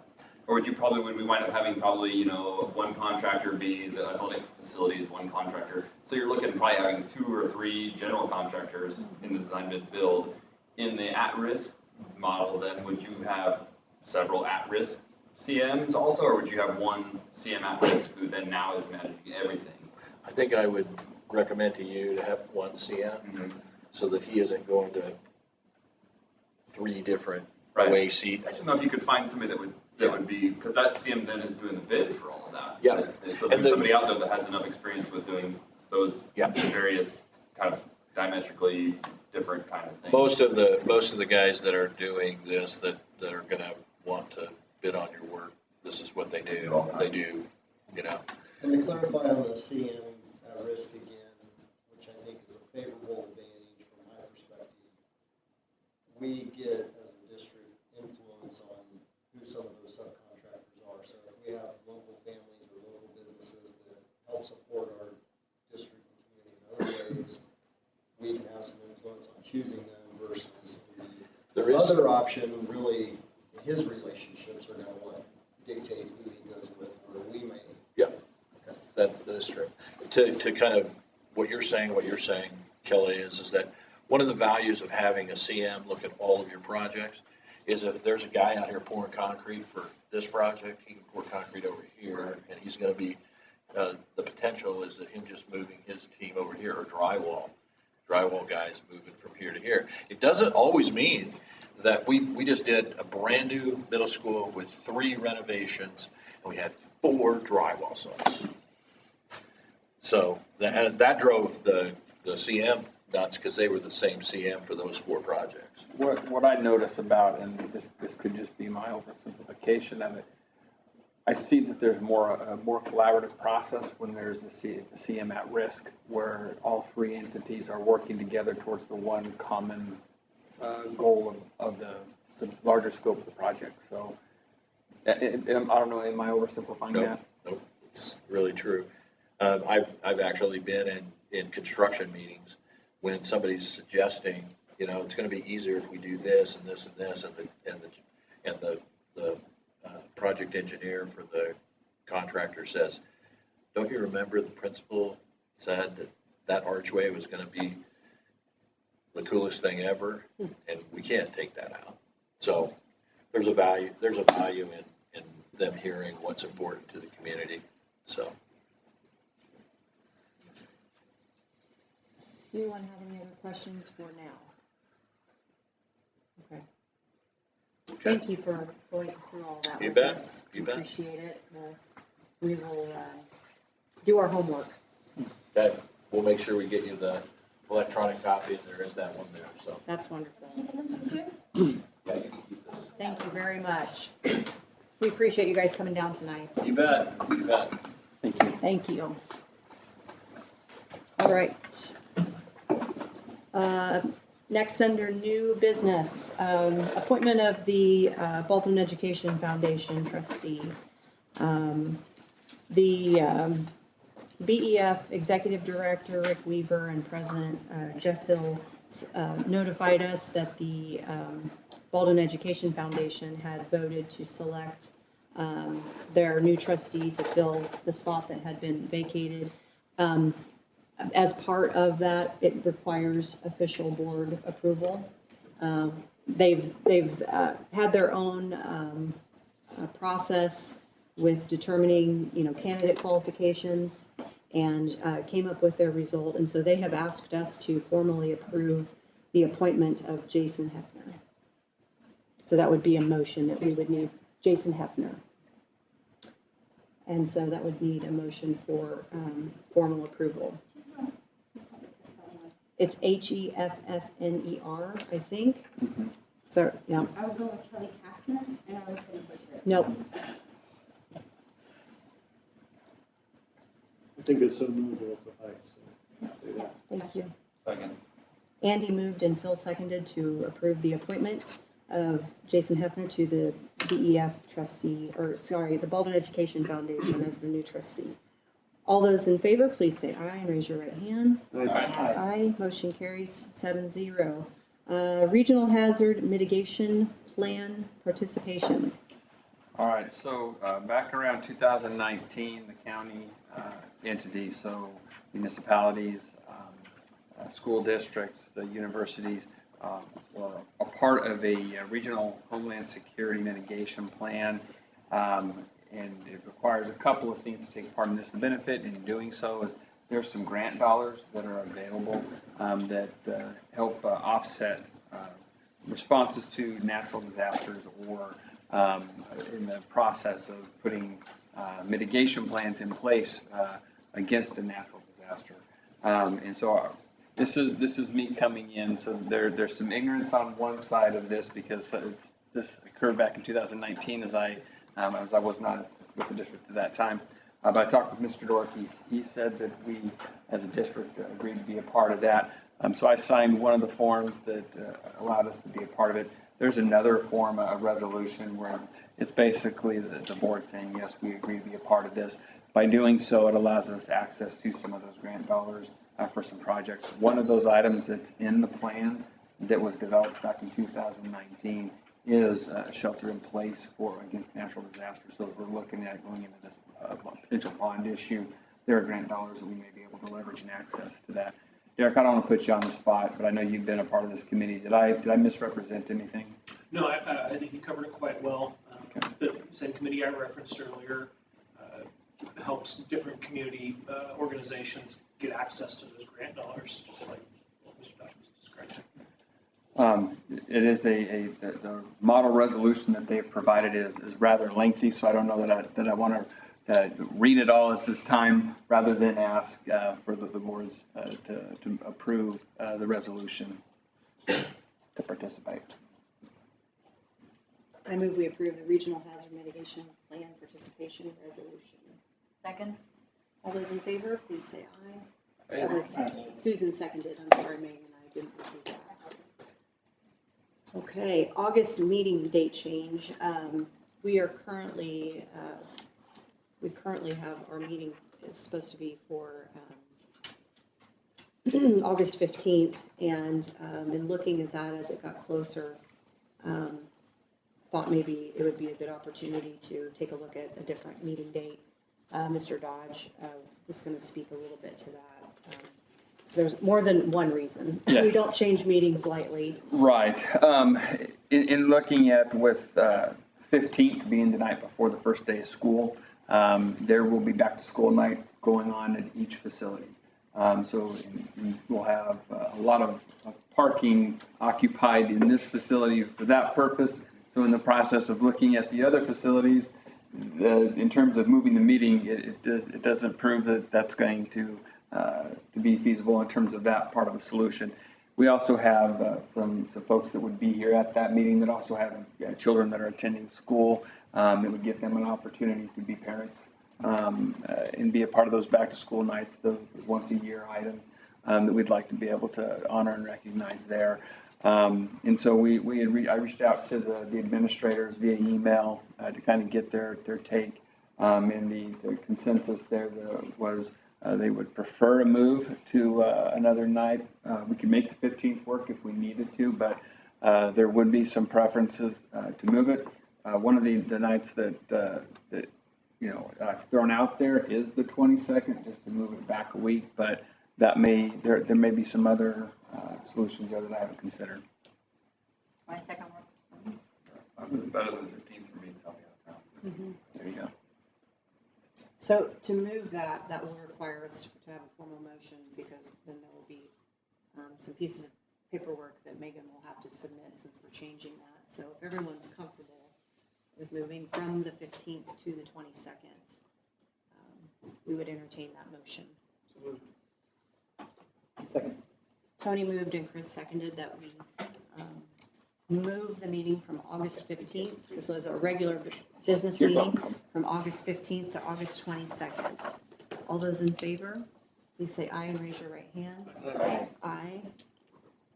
Motion carries 7-0. Thanks, everybody. Yes, thank you. Board member input.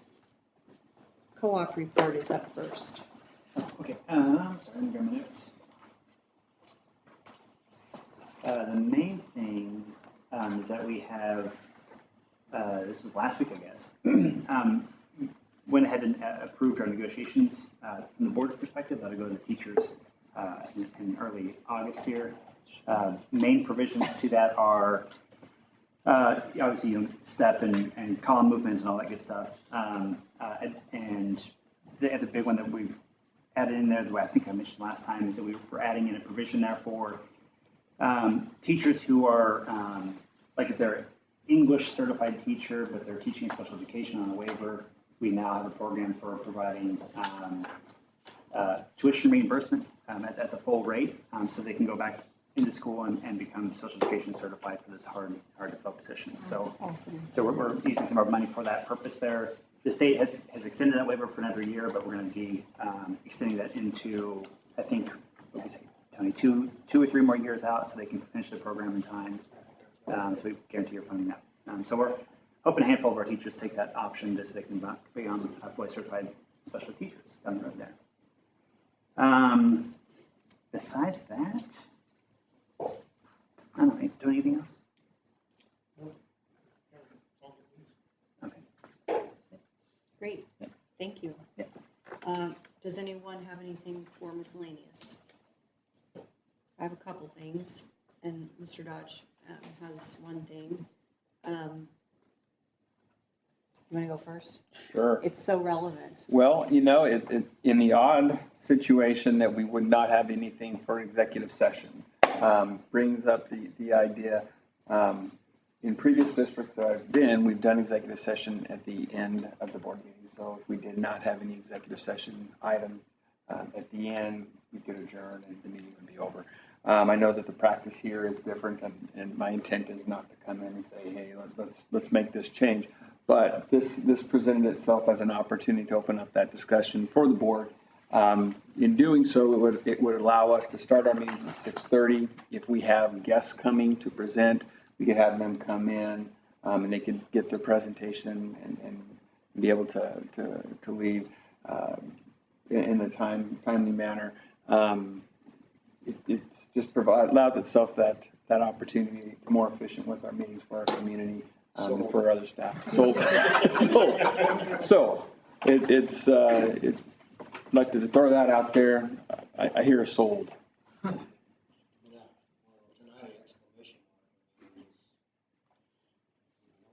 Just to balance the scale, like that's the first time in the 5 years I've been on here that we didn't have it. Yes. That executive session matter from the very beginning. It's the first time in my history, but Yeah. I still think it's a good idea. Yeah. I think the concern in the past, and I'm sure we'll never have a little meeting again, so it won't be an issue, but sometimes those are delicate matters that take a lot of attention, and you don't want to do it at 11 o'clock. Right. So, Right. but I think it probably makes sense. So, and I want to make sure you all know that this is not Superintendent Dodge saying, this is how I've done it before and this is how I want to do it. I encouraged him to bring this forward and gave him the miscellaneous, like this is the place to do it, because when we realized we did not have any executive session matters, unless there was something that a board member wanted executive time for, when we were meeting today to prepare, it sort of came up in conversation. And so I encouraged him to bring that forward. It's probably not something he would have otherwise brought forward if we had normal executive session time. So I just want to be really clear, this is kind of a timely night to bring it up because it's relevant for the first time ever. But it definitely is a way to organize our time. I would recommend that we not take action on it tonight. I think we should sit on it. And the reason being, if to have a chance to think about that other side of it. If we have a meeting where we've had 3 hours of public comment, given the sensitive nature of executive session matters, do we potentially want to do that at 11:30 at night? Hopefully we'll never go back to those, and I'm sold as well. It's a really big change to make without advance time to think about it. So I don't want anybody to feel rushed if that's not, but if you are ready to make the change, somebody make a motion, I would vote for it. But I don't want it to feel like you have to vote on this tonight, because it's not actually an agenda item. And so I would want the And since I haven't public. had an opportunity previous to plant the seed and water it, I certainly would not want to press a vote tonight with that in mind. So we're not bound to have 30 minutes of executive session in the beginning of a meeting. But I think you have to publish the time the business meeting starts. Right. And so we publish the time at 7, Oh, so we okay. can't start the meeting till 7. Right. Okay. So what we do is we publishing the meeting to start at 6:30. So if we ever had an issue where we had to have an executive session first, we could say we're gonna meet a little bit early this night. That is true. So, correct me if I'm wrong. That's true. If we approve this tonight, and we go 6 or 8, 10 months doing it, and we realize that we want to switch it back, it's just a simple motion and switch back, right? We can simply switch it this way tonight, and we experiment with it. We're not making a 10-year decision. No. And the only reason why I suggested maybe we wait is just also that communication piece. It wasn't an agenda item. I mean, we've taken other actions on things that weren't on the published agenda, so I'm not saying it's a disqualifier. Like I said, if somebody makes the motion, I would vote for it, just in terms of. Well, I'm about to. Well, then you do it. To answer that question again, we can change it. I mean, I didn't get a yes or no. I got it. Oh, I thought I said yes. Oh, okay. We can change, we can make it however it is. I think the point is like not having it different every time, so that the public I knows agree this with is a that. stable thing, this is when we do stuff, this is when I can come. That's the only ripple effect thing. But yes, we can change it and do whatever we want. With changing it, would you change it then to 6:30 being the business meeting start? What does that, since we had to vote to change the next August meeting, if we're changing the time, what does that do as far as, like, were they published out so far or anything like that? I mean, is that gonna So she require- has to fill out paperwork anyway, because we're changing our meeting, so changing the time But would be a she part just of. only have to do that for the next meeting, not for. So I've already published the special meeting for Wednesday. So Right. you wouldn't be able to change that. Not that one, but I mean, even like, okay, so like December, you don't have to do paperwork for December's meeting, because it's not, okay, good. So it's not like that, that's some time, that's a month in advance each time. That's right. Okay. What we voted on in January were just the dates. Okay. So, she doesn't have to go back and Right. fix all of those. Yeah, good question. I make a motion that we change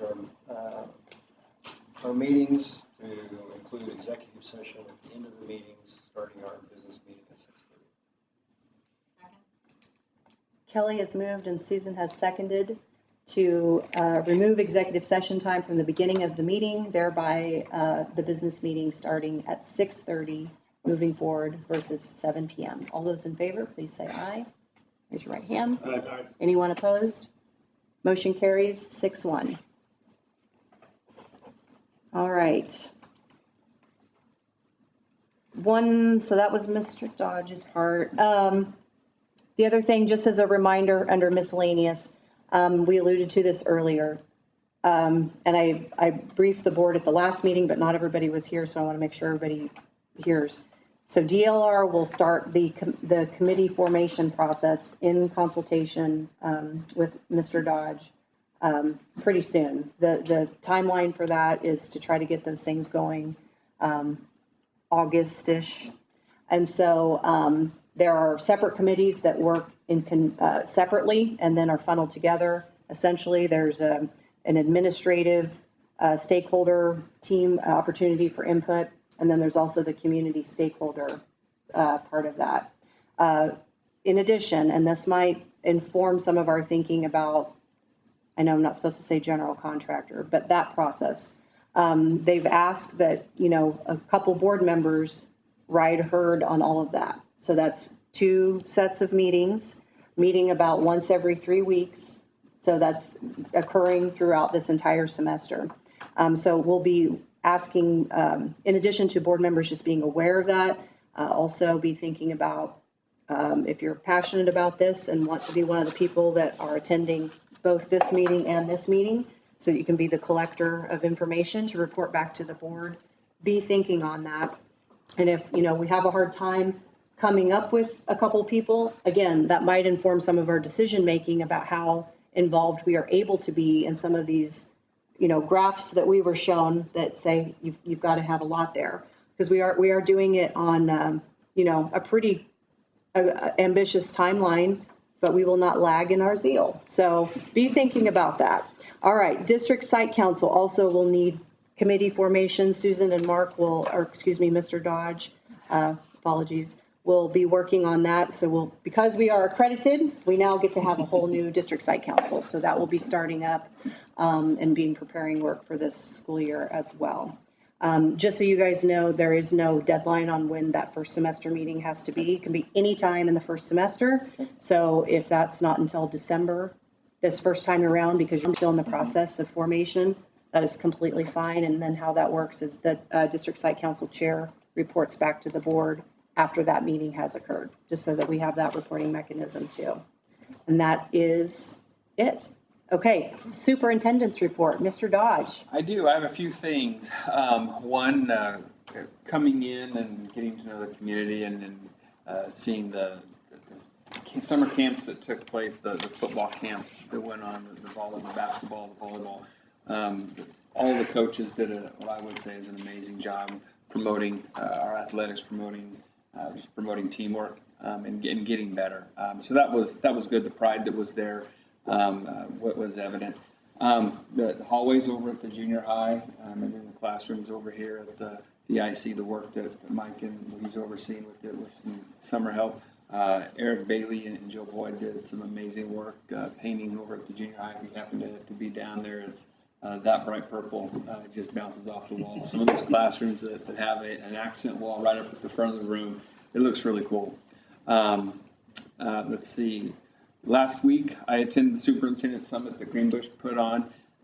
There were a host of vendors that were there. Some of the presentation that we heard tonight, that there's some opportunities that might help us there in that, at least a lead into some individuals.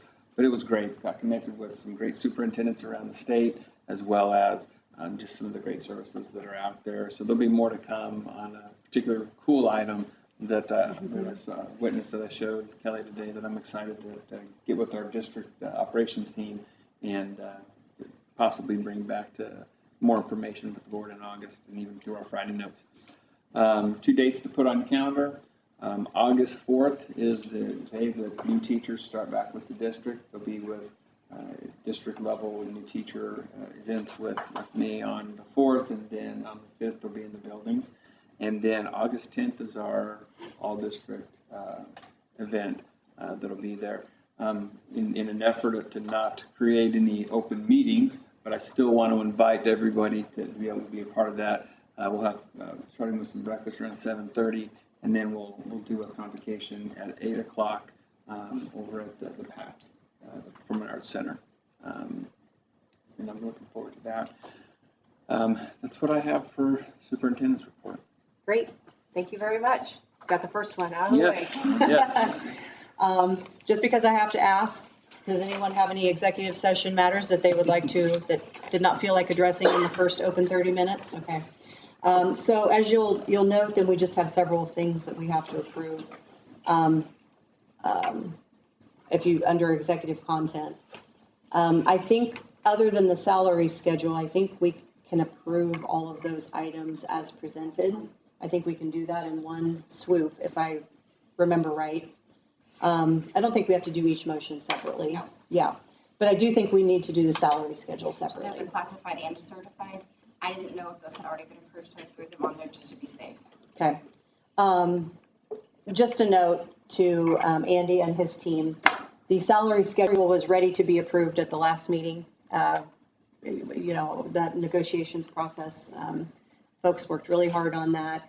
And when we realized after that meeting, I don't know why any of us were a little bit distracted, but when we realized it right away, everyone was contacted. We offered to do a special meeting before the end of June, and everybody was cool with waiting it. We got our fill of extra meetings last summer, and everybody was nice enough to wait on that. So that is, though we were ready to last month, we didn't get it done. So I apologize for that oversight, not reminding us. Yes, you may. I move we approve the negotiated agreement as the board perused last month. Yes. Is there a second? Okay, I heard Chris first. Andy has moved. Chris has seconded that we approve the negotiated item salary schedule for 22-23 as presented last month, but we're looking at again. All those in favor, please say aye. Raise your right hand. Aye. Aye. Motion carries 7-0. And then the other items on here, you all can see that. These are our standard July motions, where R10s and everything from R10s to supplementals to extended days, all of that.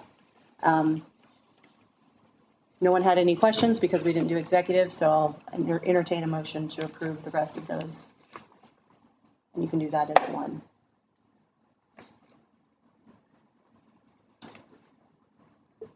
Or I'll do it. I'll move that we approve the executive content in its entirety as presented.